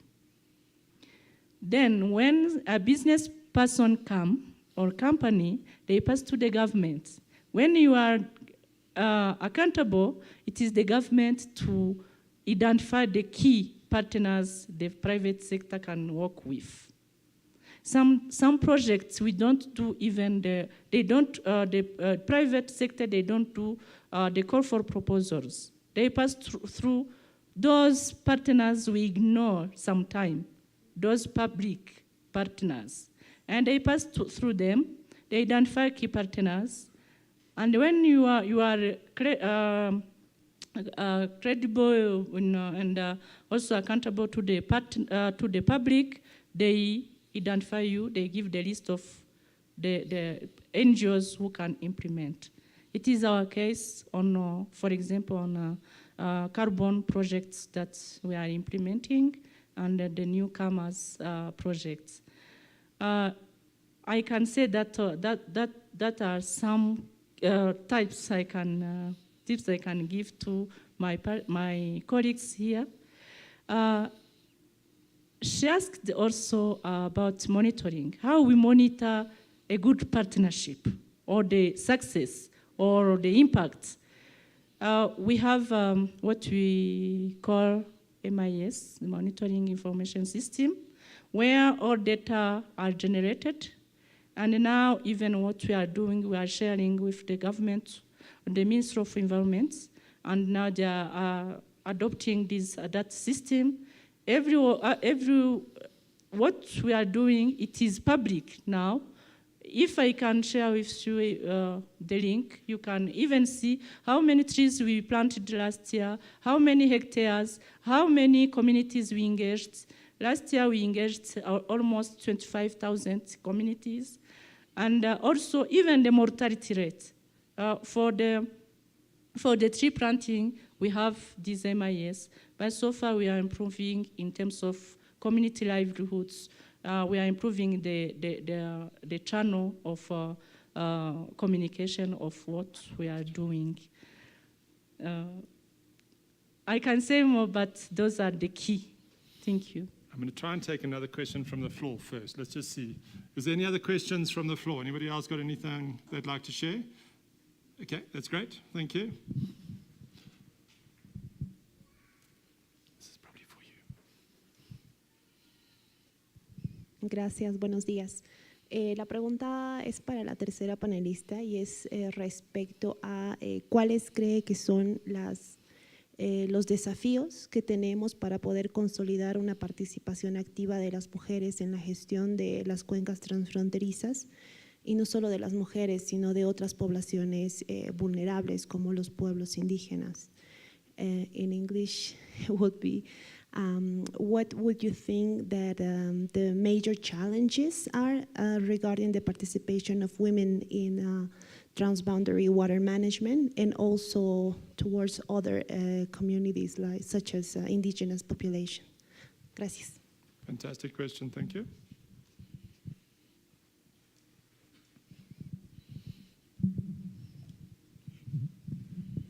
Thank you. I will answer it in English. The thing is that when you talk about transboundary management, water management, there are various layers in it, because there's multi-stakeholder engagements which are required from the, as you have said, from the local communities to the scientific level, to the policy levels. So at every level, we have to identify the right partners, as we are all talking about, and who are really engaged, who are really wanting to have these on board, and create institutional structures for that. Because just workshops may be the initial point, but maybe working groups. We are working on these very important in the Bangladesh Transboundary Project, and we are having working groups at various levels, because transboundary water management requires a lot of different facets to it, which is related to maybe biodiversity, which may be related to livelihood, and each has its own sectoral requirements. So the working groups may lead certain working groups which are important to the transboundary water management, which you feel are important to handle, and both the countries are ready to participate in it. That's also very important, that we are on an agreed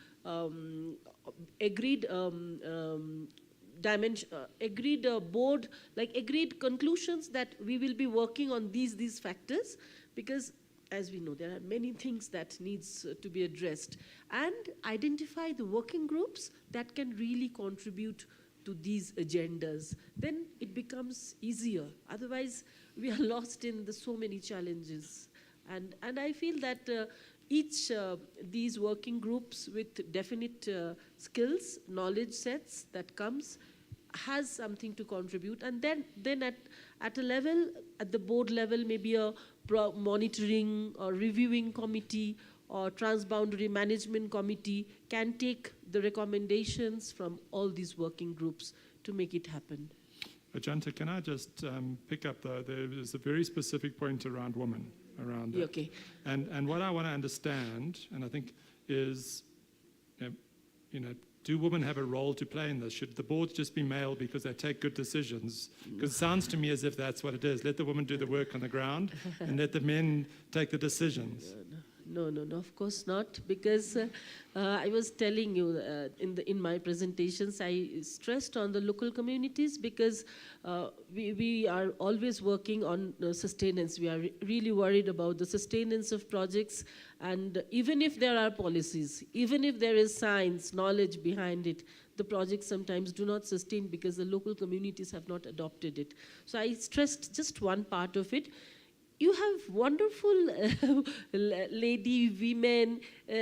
So what I wanted to say about this women inclusion is the long-term sustenance. Because as part of the way we are placed in the society, we look into the nitty-gritties, these, that, all that things that matters. And I'm not telling the male gender, do not look at it. but they are more on the, the overall perspectives. So these matters very important when you are having a transboundary management, because there are a lot of internal conflicts that happen when you have these dialogues. And women play a very, very important role in handling those internal conflicts and dialogues, making, those sort of soft discussions that help to mitigate these conflicts. I think I have experienced that as my role in many cases, that the softness, that we bring it onto the board helps to resolve a lot of conflicts, which otherwise becomes very difficult to handle. Fantastic. So, go for it. Let's each person can get one. The last comments, closing comments. Ok, voy a hablar en español, porque la pregunta ha sido en español. Yo creo que una de las cosas muy importantes, no solamente en transfronterizo, es el empoderamiento de los grupos con que estamos trabajando. O sea, no hay verdadera participación si no hay empoderamiento. ¿Qué significa eso? Es que la población local tiene mucho conocimiento local, pero no conoce los mecanismos, cómo funciona la gobernanza, cómo estoy en una reunión con un ministerio, ¿no? Cómo me articulo, cuáles son mis derechos. Y yo creo que es un proceso que es muy, muy importante para realmente garantizar que hay también sostenibilidad, porque sin empoderamiento tampoco hay sostenibilidad. Si el proyecto un día se retira o se concluye, esos actores tienen que seguir luchando por sus derechos, por poder articularse y también para poder proponer. Can you quickly do that in English? Oh, okay. Yes. I think one of the essential factors is empowerment of local groups. I think there is no sustainability without empowerment. Local people have a lot of knowledge about the management of resources. They have their own mechanisms on community level to resolve conflicts, but they do not know what is the legal situation, what are their rights, how do I behave in a meeting with the minister, and they need to learn that. And I think that is a very important role for the projects we are all executing, because one day our project is over and we still want these actors to be key actors in the field, may it be transboundary or just national or local. Thank you, Richard. I think I just would like to follow on this, because what you mentioned actually has to do with time, which we usually don't have. But time makes this possible, this is what you're saying, because we need time to be able to trust each other. This is what Amy mentioned as well. I mean, if we don't have the time, it's very difficult to work together. And I mean, you can set up goals that are in common, but actually we all change a little bit. So I think it's very, very important to not set or look for quick solutions. There may be some quick solutions, but let's think in longer terms, which often is difficult for us, I know, because some projects are short-term, but even if you have a short-term project, have like a long-term vision and see what you can reach within a short term so that you get to this long-term vision. So, Richard dijo que es muy importante empoderar a la gente, y creo que eso, para eso precisamos tiempo, porque para empoderar a alguien precisamos tener la confianza, y la confianza se construye sobre tiempo. Entonces muchas veces nos falta ese tiempo porque tenemos proyectos de corto plazo, pero yo les quiero invitar para que cuando tengan proyectos aún con un corto plazo, que se dan una visión a largo plazo y que trabajen en esa función. Muchas gracias. Everybody do close. Okay. Regarding the public and private partnership, I just want to not repeat. I just want to say that what the public, the government departments has a bigger outreach. What they want from us is demonstrative, innovative projects that showcases some long-term, short-term also. Short-term vision, short-term some outputs, because they require these short-term outputs to have things on board. So demonstrative approaches that have short-term outputs with a long-term vision. Because what I understand is that when the government has this outreach, they don't have the penetration, what the NGOs have, penetrating into really to make the difference, the transformations that Jacqueline was talking about. So that is constantly, we have to, like all we are doing, whatever we are doing, documenting it and showcase it in journals. That's what we are doing, scientific journals, publications, small video, everything, so that it reaches them, they understand it. And to the private, as we all know, investing in nature is very, very difficult. So we have to constantly showcase these works and also the business possibilities. We have to integrate the business the possibilities with why they should invest in nature. Because water companies should invest in wetlands. Even the mining companies should invest in greening and protecting the waters also. So in this way, constantly, whoever food, beverages companies. So what is the future of the food? Food for biodiversity, because we are losing biodiversity more. Biodiversity action, we know that we are losing it more than it is more vigorous than the climate action now. The extinction of the species is at the highest rate at present. So all these we have to constantly engage, as Amy said, dialogue. It's constantly dialoguing so that these interactions are open, and we are able to showcase within our networks. A lot of wonderful works are happening as demonstrative actions that can be scaled up, is what I understand. And that's the way we work, because private, frankly, competing in very many big proposal writing, we have not succeeded much. It's always that the funding partners come and tell us that, should you work with us? We are very fortunate to tell you that with the women, we have now 195 such women in 13 groups, and Chanel Foundation is working with us. We are building proposals with them. It's they who have come to us, not us. So we believe in visibility. Right. Thank you. I would like to come up on the challenges. One challenge in civil society organizations, sometimes we don't keep the momentum. We have to think about, when we are growing, think about also how we can sustain what we are doing. Another aspect, it is not a challenge, but what we have to consider in our implementation, the local knowledge. Sometimes we come with our skills and we think that the communities don't have the knowledge, but we have to build on those knowledge, and then it will bring us at another level as the funds mobilizers. The last key message I can say is we have to also to change our way of working. We have to move as our development speed is. We have to consider all those aspects, the development agenda, the vision, the whatever, and adapt our activities, also our mission, our vision to those outside agenda.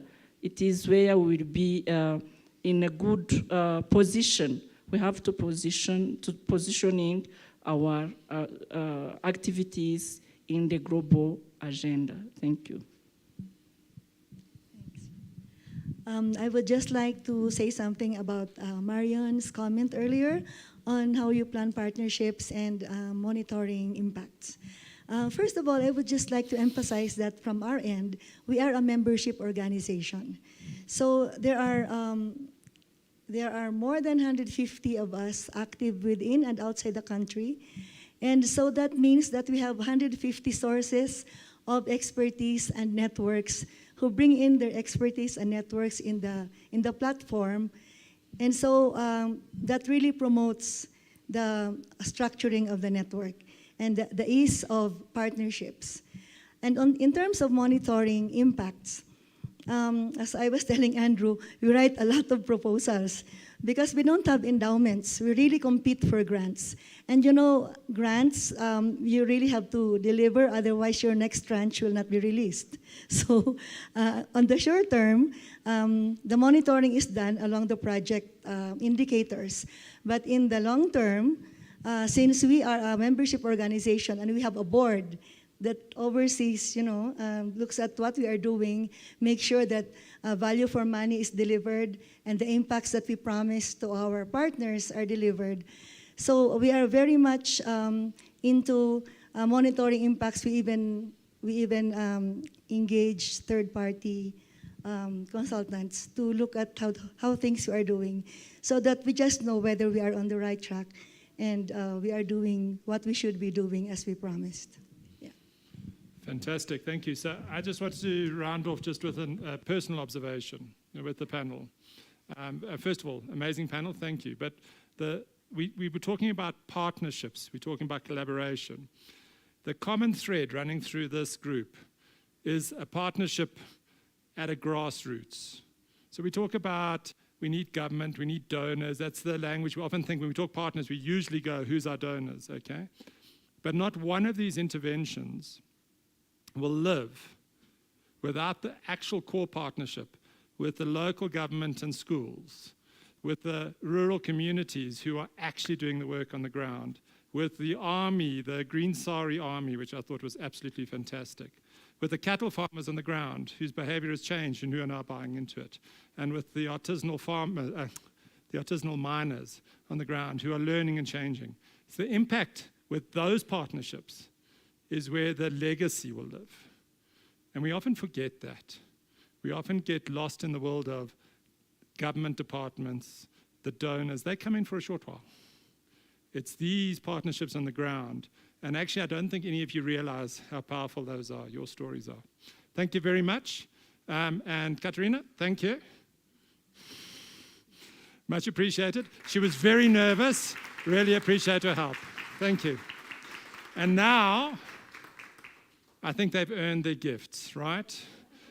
Thank you very much. Thanks, everyone. I think we're going to coffee now, huh? Tea break. And downstairs.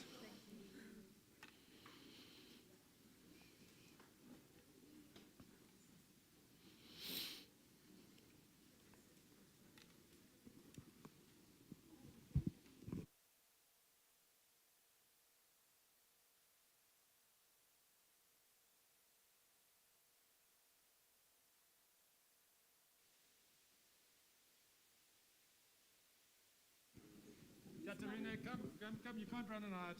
I know you want to.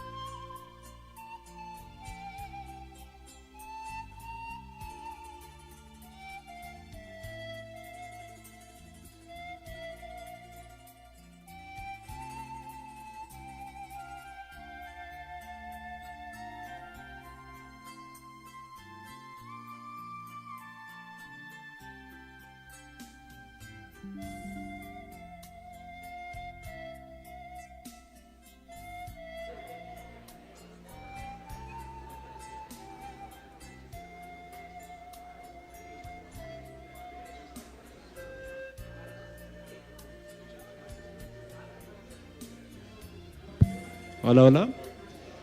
Para el coffee break tenemos que descender 2 pisos, ¿vale? Entonces tenemos que salir por la puerta delantera, descender las escaleras y pues vamos a encontrar la sala.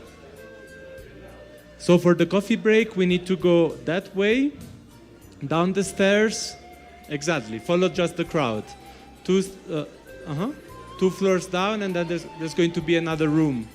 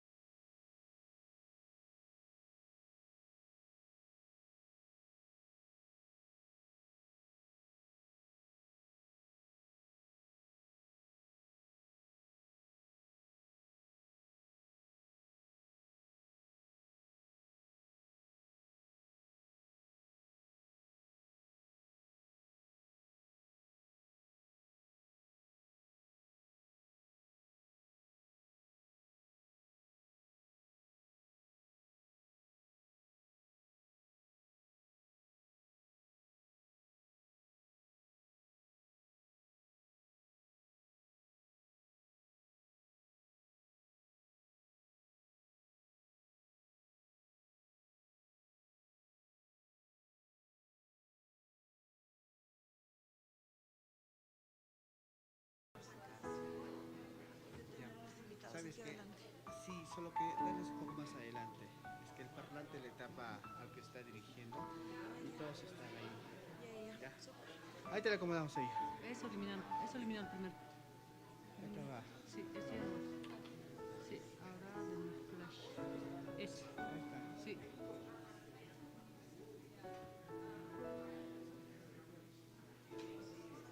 A ver, abrilo. Sí, este es Alejandro Juárez. Él es el que se ha cambiado. Eso nomás hasta el momento. El primero le he mostrado, ha venido a decirme, sí, soy ella, sí, esto es, it's fine, me ha dicho. It's okay. Pero acá quiero saber, hay 2. Pues uno o dos, son 2, programa y 2. Está, mira, Paige. No, está Paige Thurston y Georgia Peck. No tiene nombres, ¿no? Sí, eso quiero saber. Para darle micrófono, ¿qué le vamos a dar?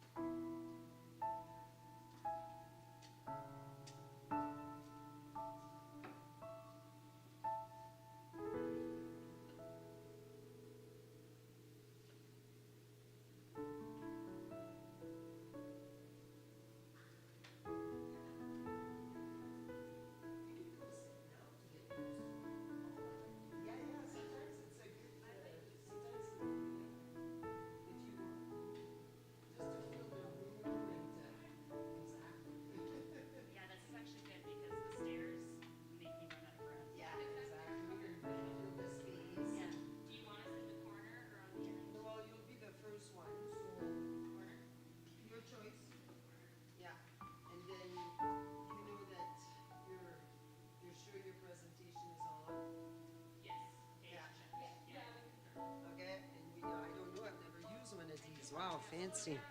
Fancy. Like it's a practice. Oh, wow. Slick. And then the mouse does the. Hello. I think we get the remote. Oh, okay. Yeah, we don't use the mouse. Okay. Oh, yes. Your phone, okay. I'll just wait until And you do that, they'll give you the minutes from here.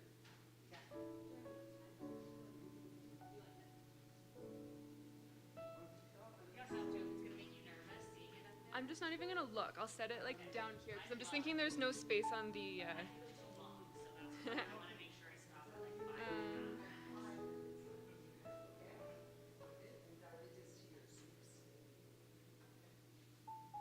Okay, but we're just gonna do stopwatch, not countdown.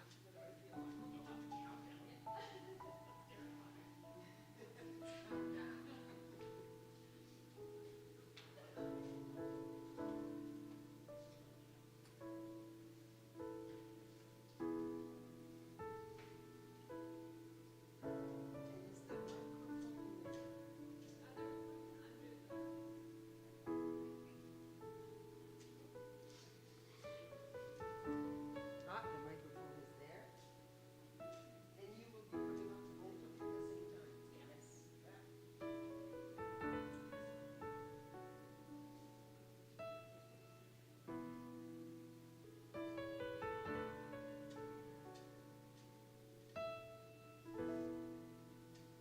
I'm also nervous. Well, for sure. I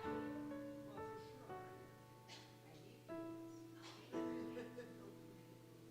It's tough, right? Because you have to listen so closely to make the connections between each speaker. Yeah, but in this case, I'm gonna do it differently. I'm just not gonna worry about the connection because we don't have enough time in this case. Do I have enough chairs to work? Sí, hola, sí.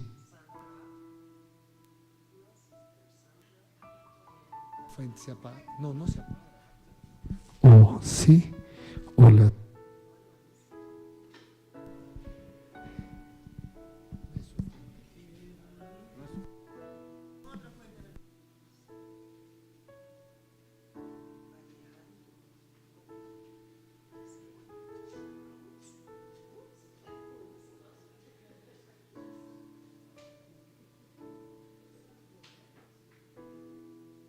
Oh, sí, hola, hola. Sí, sí, sí, sí, sí. Sí, hola, sí, sí, sí, sí, sí. Hola, sí, sí, sí, sí.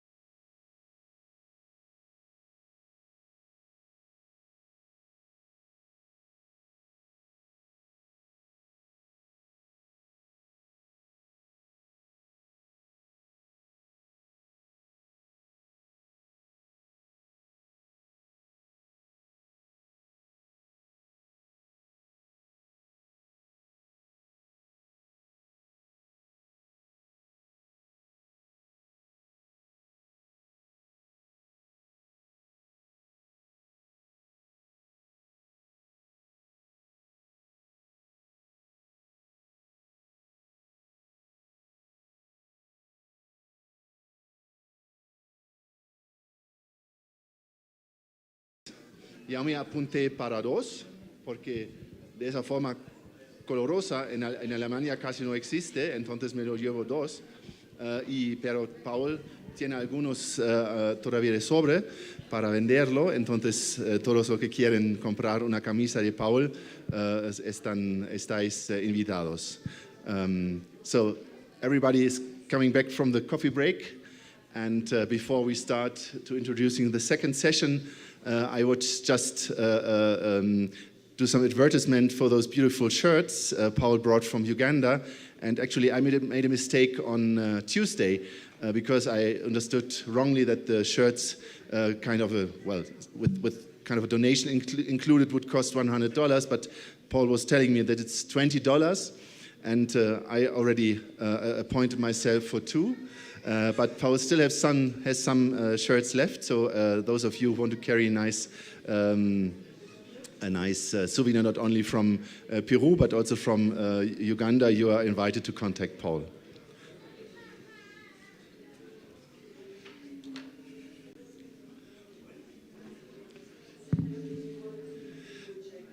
Secondly, I would like really very much to appreciate those beautiful vessels ALT organized for us, for all the presenters. Maybe not everyone is familiar with the story of Kon-Tiki, Thor Heyerdahl, in the 1950s. He took the experience of building those boats from Lake Titicaca to prove that it's possible to use those boats to get from here, from South America actually to the South Pacific Islands, or maybe even to the Philippines. And for me personally, it's a really beautiful symbol with the Living Lakes logo on that. Because actually this is what we saw in the last session, that we connected with the Living Lakes network. We connected South America with the Philippines and even more. And with this beautiful project we have now, of course, we have enough wind from behind to even push more this. Déjame agradecer también esas hermosas barcas Kon-Tiki. No todos ustedes son familiares con la historia de Thor Heyerdahl, el noruego que en los años 50 quise enseñar que se puede navegar desde Sudamérica hacia las islas del Pacífico del Sur o incluso a las Filipinas. Y bueno, lo enseñé, es posible, y bueno, eso es un poco lo vemos también hoy. Hoy en la sesión anterior vimos que, bueno, hacemos eso, conectamos Sudamérica con las Filipinas y luego también con África, y para mí, con las alas, con el logo de Lagos Vivos, es un símbolo, bueno, tan bonito, y con el proyecto que tenemos ahora también tenemos el viento para empujar todavía más. Entonces, muchísimas gracias para organizarlo. Yo, pues, esa tarde tengo una ponencia y ya tengo emoción de recibir quizás uno.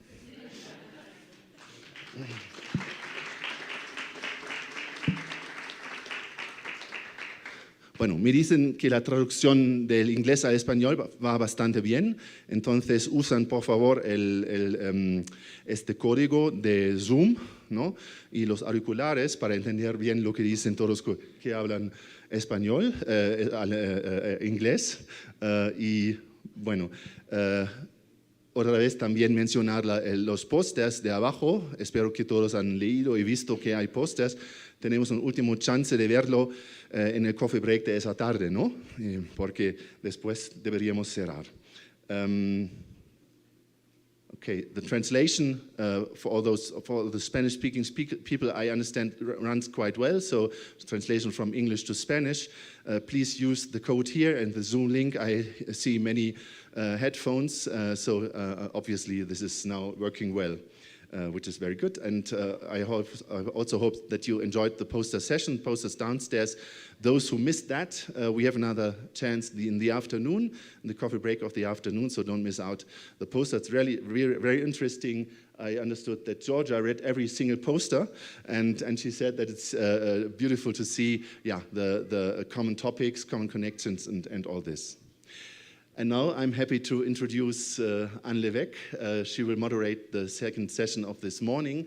Anne Levesque is a member of the Scientific Advisory Board of Global Nature Fund and volunteered to moderate the second session. Ahora permiso de introducir a ustedes Anne Levesque de Canadá. Anne es miembro del Marion, wie ist das aussprechen? Gracias. Del Comité Científico del Global Nature Fund y modera la sesión de esta mañana. Anne, para ti.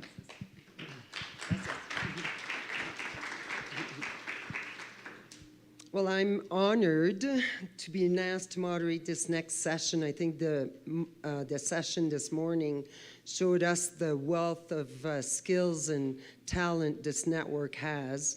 And I'm so happy to be able to moderate the next session of such talented people. So today we're going to be talking, or this morning, the next part of the morning, we're talking about participatory monitoring on lakes and wetlands. So what you'll see is we'll have 5 great sessions, presentations that provide us examples all across the Americas. We go from Canada all the way down to Chile, so that's pretty impressive. And because we only have an hour and a half, the session is a bit different than the previous one. So the presenters are asked to stay to their very short-term presentation, and then after each presentation, you will have time to ask questions to each presenters.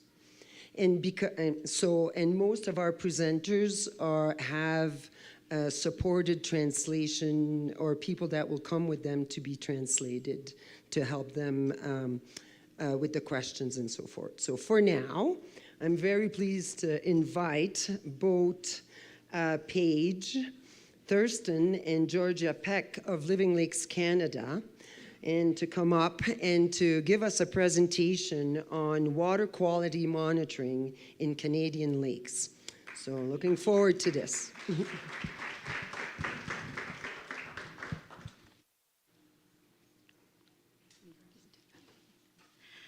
Hola, hello, and thank you so much for having us here today. My name is Georgia Peck, and I am joined by my colleague Paige Thurston on behalf of Living Lakes Canada. We hope today to provide a broad overview of our programs and how we strive to take a watershed level approach to our initiatives across Canada. A little bit of background information. Living Lakes Canada and the formation of this organization was prompted following the 2004 Living Lakes International Conference, which was held in Fairmont, BC. At this event, the Ramsar designated Columbia wetlands were highlighted, and given the critical importance of this habitat, they remain a priority to the majority of our programs today. Now, in Canada, we are incredibly fortunate and privileged to have the funding and support that we have, and it has allowed us to take a regional and national approach with our programs. Now, as you can see here, we have a variety of programs that look at lakes, wetlands, rivers and streams, groundwater, high elevation, snowpack, restoration, and of course the targeted outreach in order to share the data and successes of these programs. Now, implementation of this work into decision making is an incredibly important component of our work, and we work diligently to form and foster cross-sector and very meaningful relationships and partners. This includes Indigenous communities, stakeholders, community members, all levels of government, and who am I missing? Lots of them. A great example, we've got a little bit of formatting issues, but a great example of this dynamic approach that we take to our programming is Foreshore Integrated Management Planning, or FIMP. FIMP is a shoreline survey tool which identifies and protects high-value habitats along the shoreline of Canadian lakes. Now, development pressure is a massive concern in Canada, and this program allows us to develop very lake-specific and diverse steering committees, which encourages a seat at the table for all involved. Many of the entities I mentioned previous, Indigenous communities, local, provincial, and federal governments, NGOs, all sharing a common goal, which is shoreline biodiversity protection. Now, FIMP is setting a precedent across Canada right now, and we are supporting these efforts by interweaving local Indigenous knowledge with a formally colonial federal protocol.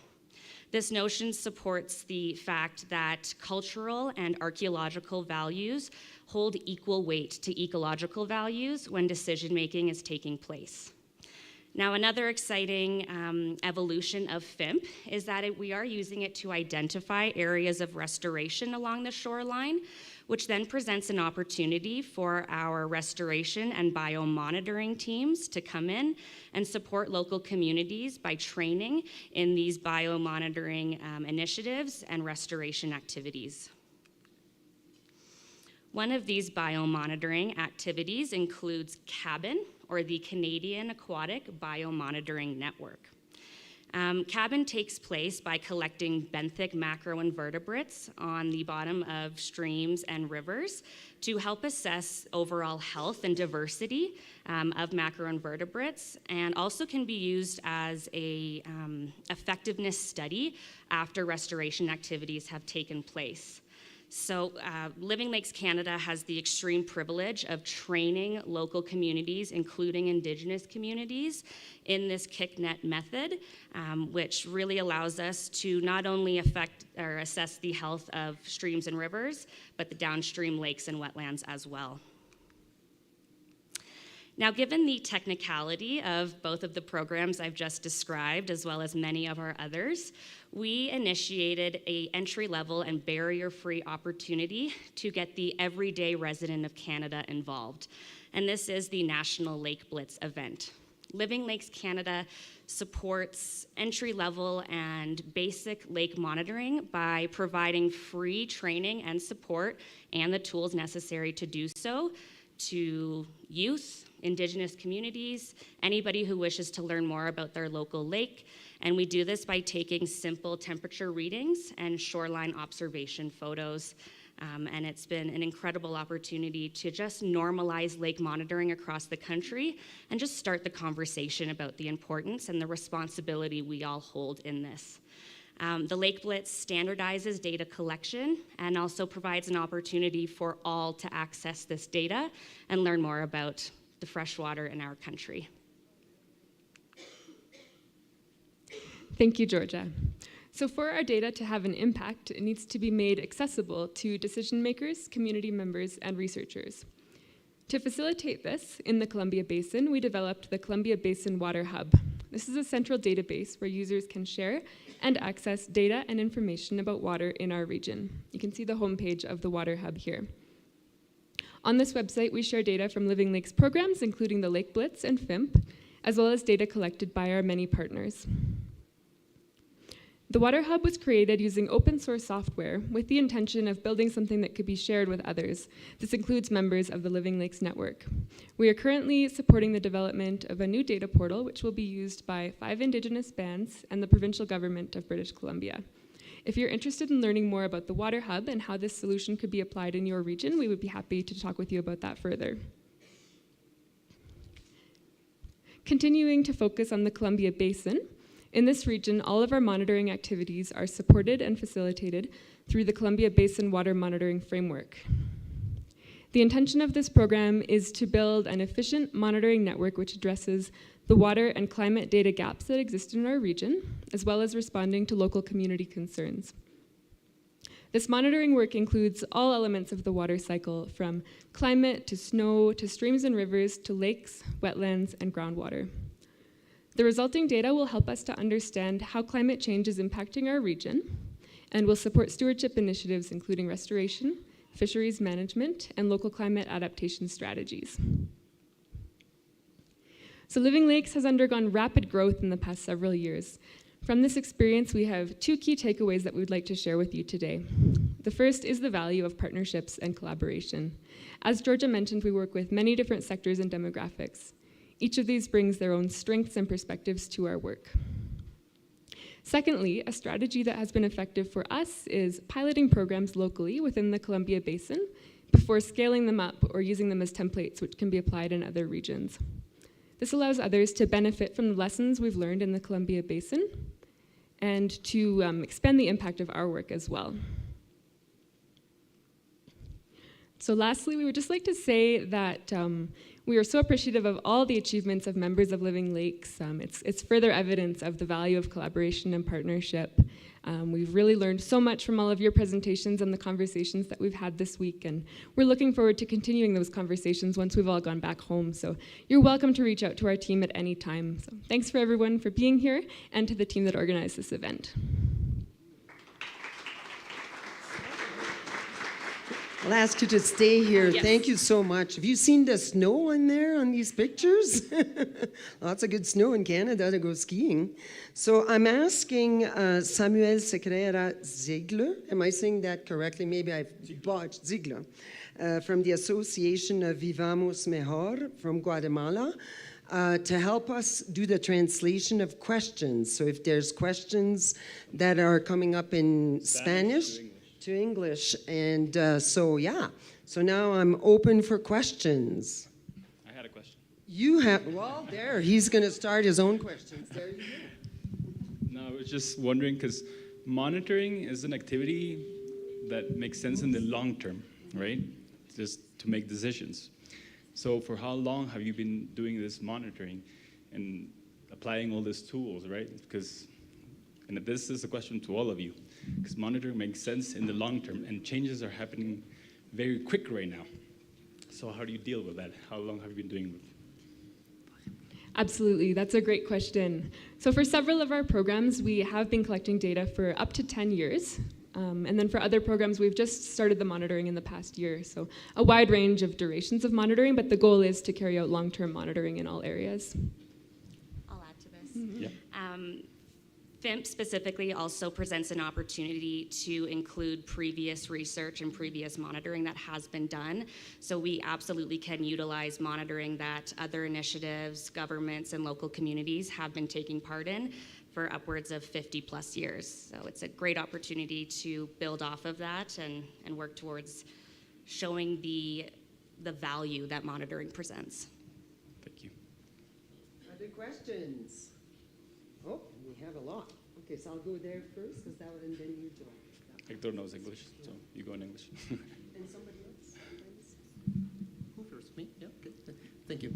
And interesting monitoring programs. I was wondering, how does the answer or the response goes? For example, if you find in your monitoring programs a bloom of algae or something like that, when something happens, how do you respond? That's exactly where our dynamic collaboration and partnerships come into play. I'll take the Lake Blitz as an example. If one of our participants, while taking temperature readings, thinks they've observed an invasive species or a species at risk, we can connect them with the local group that can provide information and resources immediately, and always do our best to keep things as local as possible. There are different priorities and concerns province to province within Canada. So long-term and constant fostering of partnerships is how we address those specific concerns when they come up during monitoring. We're good. Okay, so thank you. Question from John. Looks like that's the only other question we can take just because of time. Okay, So thank you. Thank you so much. Let me hope that maybe yesterday we were with you on the trip, and if you are not, then, but all the same, you'll get the question. My question is about the way how you saw those people performing rituals. And every country, globally, all the regions, they have the indigenous people. But they perform such rituals, but some don't believe in them. And now some people who are working on such sensitive natural resources, how do you, if you get such people performing rituals and they believe in it, and how do you treat them? How do you combine this, the science, the modernity, and the tradition? I think by using our platform to empower those communities and using our platform to give those communities a voice. Reconciliation in Canada has a very long way to go. And we are in a unique position where we partner with local Indigenous communities across the country, like you said, all who have very unique and diverse values and concerns for their local communities. And we do our best to use our following and our connections and partnerships to to encourage those voices to be heard in a way that they have not been in the past in Canada. One more question. We have time for one more question. It can be in Spanish. Yeah, we got one. So Samuel, we may need you. Por favor, si me ayudan con la traducción. Buenos días con todos. En verdad, una experiencia muy interesante y quizás a manera de sugerencia para todos los países que estamos aquí, que realizamos acciones concretas en el tema de lagos y humedales.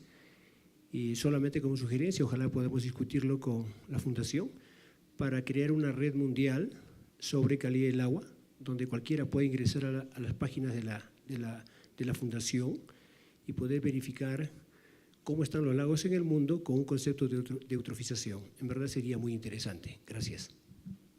It was more than a question, it was a suggestion. So there are many examples around the world. So how could we create a network involving everyone in the world where we can all have access to the data, right? And we can all take decisions, make decisions together. So any thoughts on that? Absolutely. That's something we've been thinking about a lot lately and making efforts to improve the interoperability of our database so that it can interact with other databases around the world, as well as to standardize our data so that it can be used by others in other countries and have standardized language and vocabularies for our metadata. Well, thank you very much. Thank you very much, everyone, and for your questions, and thank you so. Oh, and one more question. We have one more question. I will take it. Yes. Oh, Samuel, I'm sure you'll have to come up again. Bueno, primeramente saludar a diferentes países en nombre del Estado Plurinacional de Bolivia. Me siento muy alegre y contento por este intercambio de experiencias de cada país que han traído para nosotros es muy importante. Felicitar a de Canadá que llegaron hasta aquí para compartir sus experiencias. Lo que yo quiero decir, esta debate, desde ayer, anteayer que hemos llevado, que no se quede ahí nomás, sino tiene que profundizar, como anticipó un hermano, tenemos que armar una red de nivel internacional. Desde ustedes trabajan con diferentes organizaciones, ONGs diferentes, debemos armar para que efectivice esta actividad. No es fácil realizar, ¿no? Entonces no puede quedar ahí nomás. Para eso solicito que algún correo o un grupo de WhatsApp podemos armar para seguir intercambiando. Nos interesa. Yo como mujer digo, en el campo ya tenemos que pensar cómo implementar en las unidades educativas, los niños, los jóvenes, las mujeres, cómo podemos incentivar para que podamos trabajar. Hay muy importantes, cómo trabajar la contaminación de diferentes lagos Titicaca, más que todo que compartimos con nuestros hermanos de Perú, y además las lagunillas, aguas vertientes, cómo podemos conservar y cómo podemos forestar. Esta mañana que estaban muy importante demostrando del género, eso también, cómo puede ser un proyecto sostenible y sustentabilidad que podemos realizar, porque eso nos vamos a ayudarnos. Porque el ser humano estamos en contacto con la naturaleza El agua es la vida, sin agua no hay vida, ¿no? Entonces, por eso yo quisiera que hagamos en esto, que va a salir más tarde los documentos que tengamos cada uno y sigamos ese contacto. Yo creo que es diferente. Canadá, por ejemplo, tiene otra experiencia, otros países tienen experiencia, nos va a dejar muy importante esa experiencia. Muchísimas gracias y muchas felicitaciones por quienes han organizado. Nosotros estamos muy contentos de seguir trabajando. Gracias.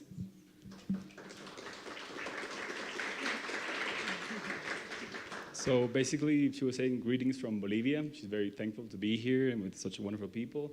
And basically, the main idea is, so what now? So what stays beyond this conference, right? How can we keep in touch, for example, like a WhatsApp group? And how can we address all the problems together, right? As a network that we should be. For example, how do we address the pollution of lakes? How can we do reforestation in a better way? So in the same line as Juan was saying, like, how can we create this network, right? And how can we keep in touch with each other to share the knowledge and share the good experiences, basically? Hopefully that's the main thought. Thank you. Thank you. Would you like to add a little to that? Sure. Thank you. I think we're doing just that right now. I think it's incredible and a massive privilege to be in the same room as all of you and to learn from your challenges and your successes. I think especially where Paige and I have come from, we have realized how incredibly fortunate we are to have the resources that we have in Canada, and that collaboration and teamwork is a constant priority that should be pursued. And I hope that the past couple of days leads to consistent collaboration now and into the future, and more of these gatherings because they are incredibly empowering. Thank you. Thank you. Thank you very much, everyone. And thank you for, we're testing this other framework of doing these presentations right now, so this is good, thank you. So now I'm very happy to introduce Sandra Hernandez de la Fundación Humildad de Colombia, and her presentation will be Participatory Monitoring as an Instrument to Strengthen Governance in Artisanal Fisheries. She will be supported by her colleague, Julia Perez Sierro, in the translation. So, thank you, and yeah, good luck.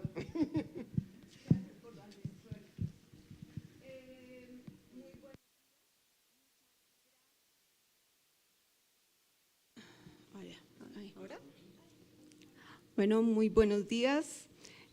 Muchas gracias por darnos la oportunidad a la Fundación Humedales de venirles a compartir la experiencia que venimos desarrollando desde el 2014 en acciones colectivas de conservación en la cuenca más importante de Colombia, que es la cuenca del río Magdalena. Pero para eso tenemos que tener en cuenta factores externos que se realizan en torno a la pesca, como es una actividad que se desarrolla en territorios altamente deforestados, donde sus riberas están altamente erosionadas, donde la población colombiana, el 85% de ella vive en la cuenca y vierte sus aguas negras a esta cuenca, donde comparte territorio para acciones con la minería del oro que usa mercurio. Se encuentra con estas grandes barreras que no permiten que las especies migratorias, que aportan más del 80% a la producción de la cuenca, se encuentren con estas barreras como son las hidroeléctricas. Y es en los planos inundables donde se desarrolla la principal actividad pesquera, y son estas reguladas por los caudales con sus subidas y sus bajadas que regulan las condiciones biológicas de los peces. Frente a ello, ¿cómo hemos actuado todos nosotros? Hemos sido ciegos y sordos al conocimiento de todos, tanto biólogos, pescadores e instituciones. Hemos desconocido el conocimiento de cada uno. Sin embargo, cuando las condiciones cambian, cuando el 60% de la producción pesquera se ha perdido en los últimos 40 años, cuando se han deforestado más de 2 millones de hectáreas, nos toca empezar a pensar en colectivo. Es de esta forma que nosotros pudimos demostrar. Aquí tenemos a Colombia, está en la parte superior de América del Sur, y la cuenca del río Magdalena atraviesa de sur a norte toda Colombia por los Andes, y hemos demostrado que se han transformado el 50% de sus humedales, de sus planicies inundables, y en el área donde trabajamos son más de 8.000 kilómetros cuadrados. ¿Y en qué se han transformado? Se han transformado en un 61% en territorios agropecuarios. Este es todo el contexto que tenemos que tener en cuenta para lo que les voy a contar a continuación. So, hi everyone. Sandra is presenting us today is a collective conservation program in the Magdalena River Basin in Colombia. She's explaining us that the ecosystem where fishing is developed is extremely deteriorated. Floodplains that are the crucial territories for fishes population has been 100% transformed into agricultural land. And she's also telling us that fishers, institutions, biologists, they are working, tackling this problem, but they are working in a very disarticulated way. So what Fundación Humedales, under this scenario, started its conservation program for the catfish as a species umbrella in this Magdalena River Basin. Bueno, pero ¿dónde trabajamos? Entonces nosotros trabajamos en la cuenca media del río Magdalena. Empezamos en la parte superior, en una localidad que se llama Barranca Bermeja, y terminamos en la parte más sur, en una localidad que se llama Bocas de Carare. En estas dos fotografías ustedes pueden ver a las dos localidades que empezaron a hacer estos procesos de conservación. Son Bocas de Carare, son pueblos ribereños, y San Rafael de Chucurí. Sin embargo, en el camino ha sido tan atractivo este proceso para otras comunidades de pescadores que se han vinculado 3 asociaciones más, y esto ha hecho que en esos 66 kilómetros que venimos trabajando se incluyan 350 pescadores. Bueno, en esas contravías en que venimos biólogos, instituciones y pescadores, aunque todos queremos la conservación de la biodiversidad y del recurso, hay una especie que nos unió a todos. Ese es el bagre rayado, es el gran piscívoro de la cuenca del río Magdalena. Y a través de metodologías participativas que nos permitieron trabajar con los colores de los semáforos, que los pescadores les permitía que ellos concluyeran sus resultados de los talleres. Y así pudimos empezar a caminar todos juntos en una misma dirección. Entonces así fue como hicimos estos acuerdos colectivos. El primero es las zonas de reserva. ¿Se acuerdan que les dije que los planos inundables son los más importantes para los peces? Pues ellos conservan 4 lagos que están al lado de esos planos inundables. Pero ellos dijeron, bueno, ¿y cómo vamos a saber que estamos cumpliendo estos acuerdos? Entonces hicimos el monitoreo participativo, donde los pescadores registran la información de su pesca y nosotros también recolectamos información, y esto nos permitió establecer que en el 2014 al 2021 ellos seguían cumpliendo este acuerdo de zonas de reserva. El siguiente acuerdo incluye veda en la época reproductiva. Ellos no estaban de acuerdo con lo que estaban estableciendo las autoridades de pesca, que era una temporada fija, y como hay una variabilidad climática, esto cambia. Entonces ellos dijeron, tenemos que hacerla en los momentos reales de la reproducción del bagre. Entonces ellos establecieron lo que se llama veda por candeleo. En ese sentido, en el 2014 teníamos un 40% de cumplimiento y pasó a un 95% de cumplimiento en el 2021. La siguiente acuerdo a la que ellos llegaron fue las tallas. Ellos decían que ya la talla reglamentaria de 80 centímetros no la podían cumplir. Entonces ellos dijeron, queremos una de 60 centímetros que sí la podemos cumplir, y eso permitió que en el 2014 pasáramos de un 50% de cumplimiento a un 68%. Si lo hubiéramos hecho con la talla reglamentaria solamente hubiera sido del 25%. El último acuerdo fueron las artes de pesca, donde ellos reglamentaron los ojos de malla, y esto permitió que en el 2014 pasaran de un 58% de cumplimiento a un 85% de cumplimiento. ¿Qué quiere decir todo esto? Que cuando los pescadores establecen sus normas de cómo acceder a un recurso, las cosas funcionan mucho mejor.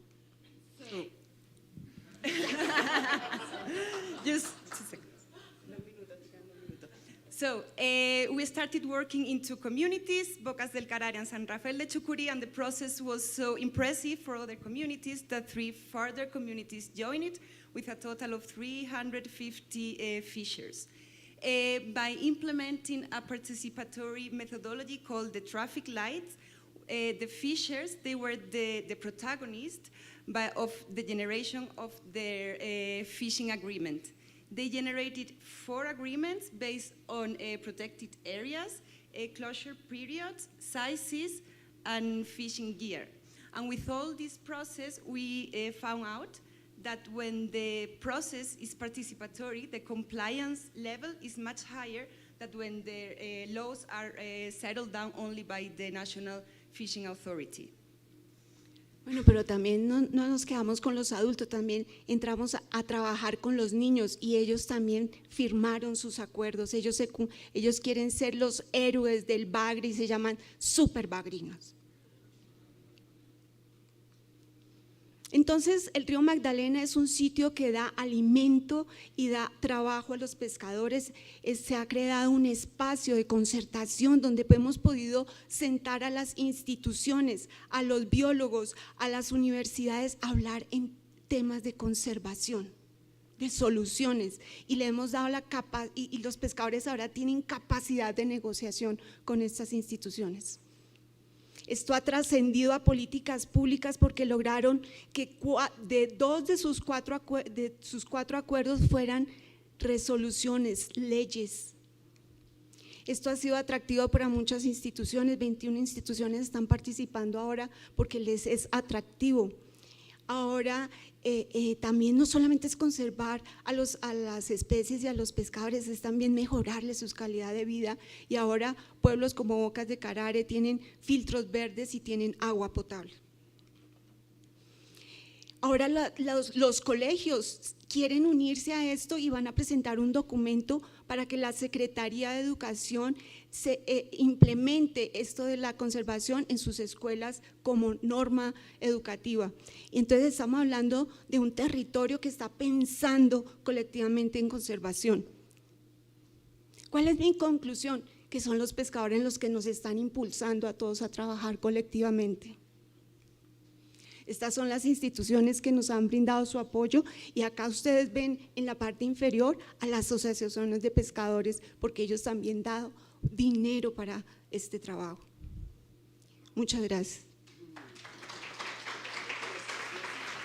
So the last part, Sandra was saying that this whole process led to the creation of a place for real dialogue between institutions, fishers, and biologists that really and formal impact public politics.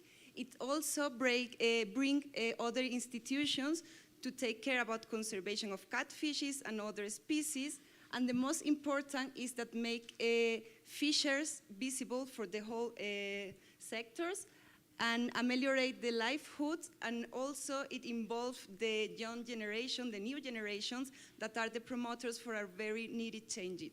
So thank you very much. Yes. Brilliant. No, you did well, and wow, I'm always impressed by the talents of being able to speak both languages, create amazing slides. Oh my God. Any questions? I can take one right now because of time. So yes, I have one right there. Thank you. So it will be an English question, so you may have to translate. Thank you very much for the good presentation. As far as the monitoring is concerned, I would like to know how are you equipped in terms of monitoring? Because it is the problem we meet every time. And also for the kids, the schools, how they appreciate it, or how do you select the schools? Do you select only the schools engaged in biology, or it is the general skills you provide to them? Thank you. Thank you, Jackie. Jackie nos pregunta cuál es el equipo para esos monitoreos y a nivel de la escuela, cómo se han elegido esas escuelas, si son escuelas que están centradas en temas biológicos, cómo se ha hecho el proceso de selección. Bueno, el equipo de monitoreo es realmente pequeño. El mayor número son los pescadores locales. De los que están participando, les hablé de 5 asociaciones. En esas 5 asociaciones, los pescadores colocan un grupo de canoas que van a registrar la información y ellos lo van rotando mensualmente, porque esto también les genera que toda la asociación esté participando. De la Fundación Humedales solamente tenemos una persona que es la que los capacita para que tomen la información y la registren. Con relación a las escuelas… ¿El equipo es material? El equipo material tenemos medidores de pescado, que son unos sitiómetros donde las personas colocan el pescado y lo miden. Tenemos balanzas digitales y los registros en papel. So for the monitoring equipment and team, we have on field, we have one person who is capacitating the fishers to do the monitoring in the river, and they have, from the 5 organizations we're working with, every month they rotate with from 2 fishers who are doing the monitoring. And they have like a very simple equipment with an ichthyometer and some measure regal and some balance, weight balance, so to weight the fishes. And for the schools? Con relación a las escuelas, estamos donde están las localidades de los pescadores. O sea, en esas 5 asociaciones tienen escuelitas y ahí es donde estamos trabajando. ¿Qué temas tenemos? Hemos empezado desde los temas más de taxonomía. Hemos pedido a todos los biólogos del país que tienen gran experiencia en peces que vengan y le impartan a los niños ese conocimiento que tienen desde taxonomía, biología, ecología, pesquerías. Los pescadores les han ido a contar sus acuerdos de pesca. Y después de ese gran curso que se dio, se seleccionaron 5 a 6 niños donde se les ha venido impartiendo a través de juegos lúdicos y demás, como ya un proceso de más concientización y como aprendizaje. Por ejemplo, ahorita están ellos manejando nuevos paradigmas del manejo de gear, etc. And then the second phase was within these 5 schools. We selected kind of 5 or 6 students, and we went deeply into capacitating them so they can transfer the message to their parents, who are the fishers and who are the ones in the river. Thank you so much. So thank you so much for the presentation, and I'm not able to take any more questions. I'm sorry. I'd really like to encourage people to meet our presenters during lunch and so forth. We have so many more. That's the disadvantage of trying to pack so much great information in such a short time. I'm sorry, but I'm going to the next presenter. So thank you, Sandra. And Sandra, please come back to your seat. Thank you very much to both of you. Brilliant, brilliant presentation. Brilliant. So our next presenter is, and I'm very happy to introduce you to Victor Duran Rivera from a foundation's name that I love, La Fundación Red de Nuevas Ideas. Que buen, it's such a nice name, from Chile. And he's going to talk to us about a citizens monitoring of aquatic ecosystem initiatives they call the Lake Watchers. And he'll be supported by Mathilde Adem. I'm sorry, I'm going to botch your name. I'm so sorry, my Franglish is showing. But you know her already. She's been up a couple times from Uruguay. So thank you very much. Good luck.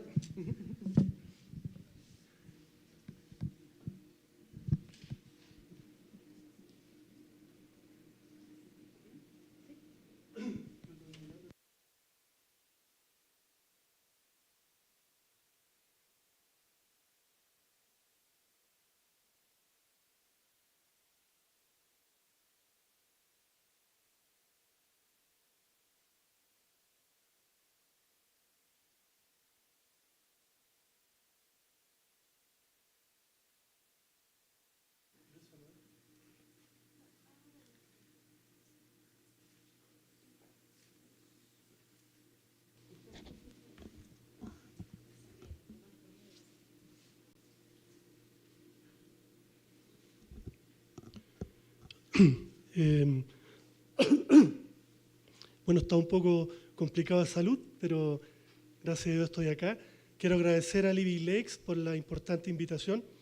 Yo me llamo Víctor Durán, somos casi de la Patagonia chilena y les voy a contar de nuestro proyecto de monitoreo ciudadano de lagos de la Fundación Red de Nuevas Ideas.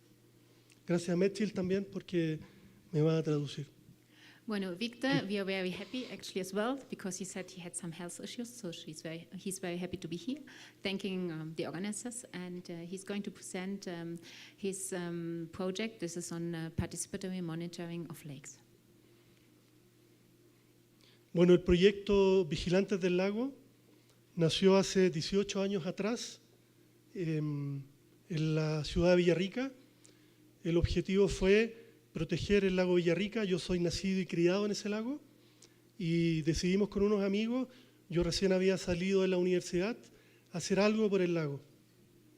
So this project is already 18 years old, and it was born in Villarrica, where he comes from, and just fresh out of the university, he decided to establish this group together with a couple of friends. No sabíamos bien cómo lo íbamos a hacer, teníamos solo las ganas y nos contactamos con limnólogos, que son las personas que saben, y logramos apoyo de los mejores limnólogos del país que nos apoyaron y empezamos a desarrollar nuestro proyecto que les voy a contar. So they didn't really know how to start, but they contacted the best limnologists of the country, and with their help and support, they were able to establish this project. Bueno, el objetivo del proyecto es empoderar a la comunidad como agentes de cambio para el cuidado de sus lagos a través de ciencia ciudadana. Trabajamos en los lagos del sur de Chile, empezamos con el lago Villarrica, hoy día trabajamos en 12 lagos en Chile y estamos creciendo a otros países como Argentina, hemos estado en Ecuador, hemos estado en Colombia, en el lago La Cocha, y esperamos ir a México, que estamos invitados, que nos tiene muy invitado nuestro amigo Alejandro Juárez.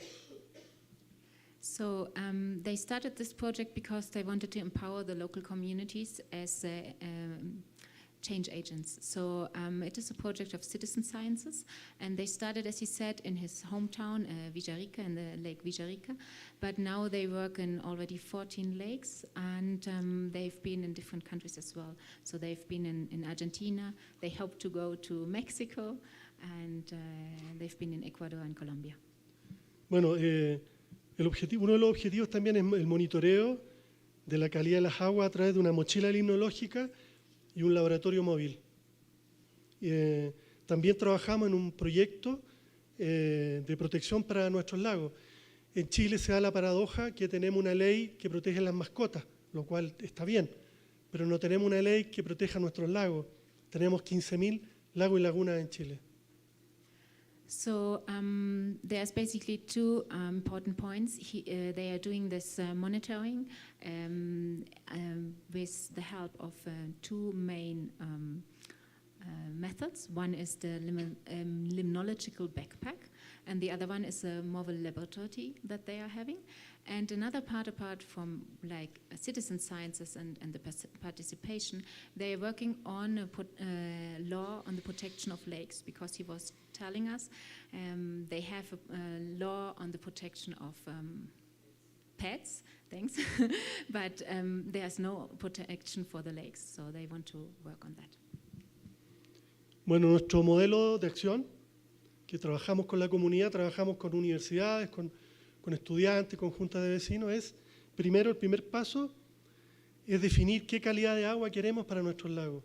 En el caso de Chile y otros países de Latinoamérica, acostumbramos a copiar normas de Estados Unidos o de Europa, pero no son apropiadas para nuestros lagos. Por lo tanto, lo que nosotros hacemos, el primer paso es definir qué calidad, qué transparencia queremos para nuestros lagos, qué cantidad de nitrógeno, de fósforo, de clorofila y otros componentes, y eso es lo que nosotros fijamos como primera meta para proteger los lagos.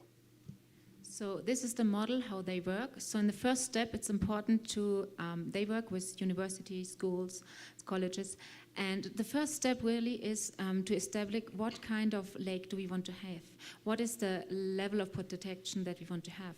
It's not just copying models from Europe or from the United States. We need to see what is the necessity. Normalmente, una vez que se hacen los monitoreos, se analizan los datos, se comparan con datos de universidades, con los datos que tiene el gobierno, y aquí hacemos informes públicos y se lo enviamos a los municipios, a los ministerios que tienen en el fondo,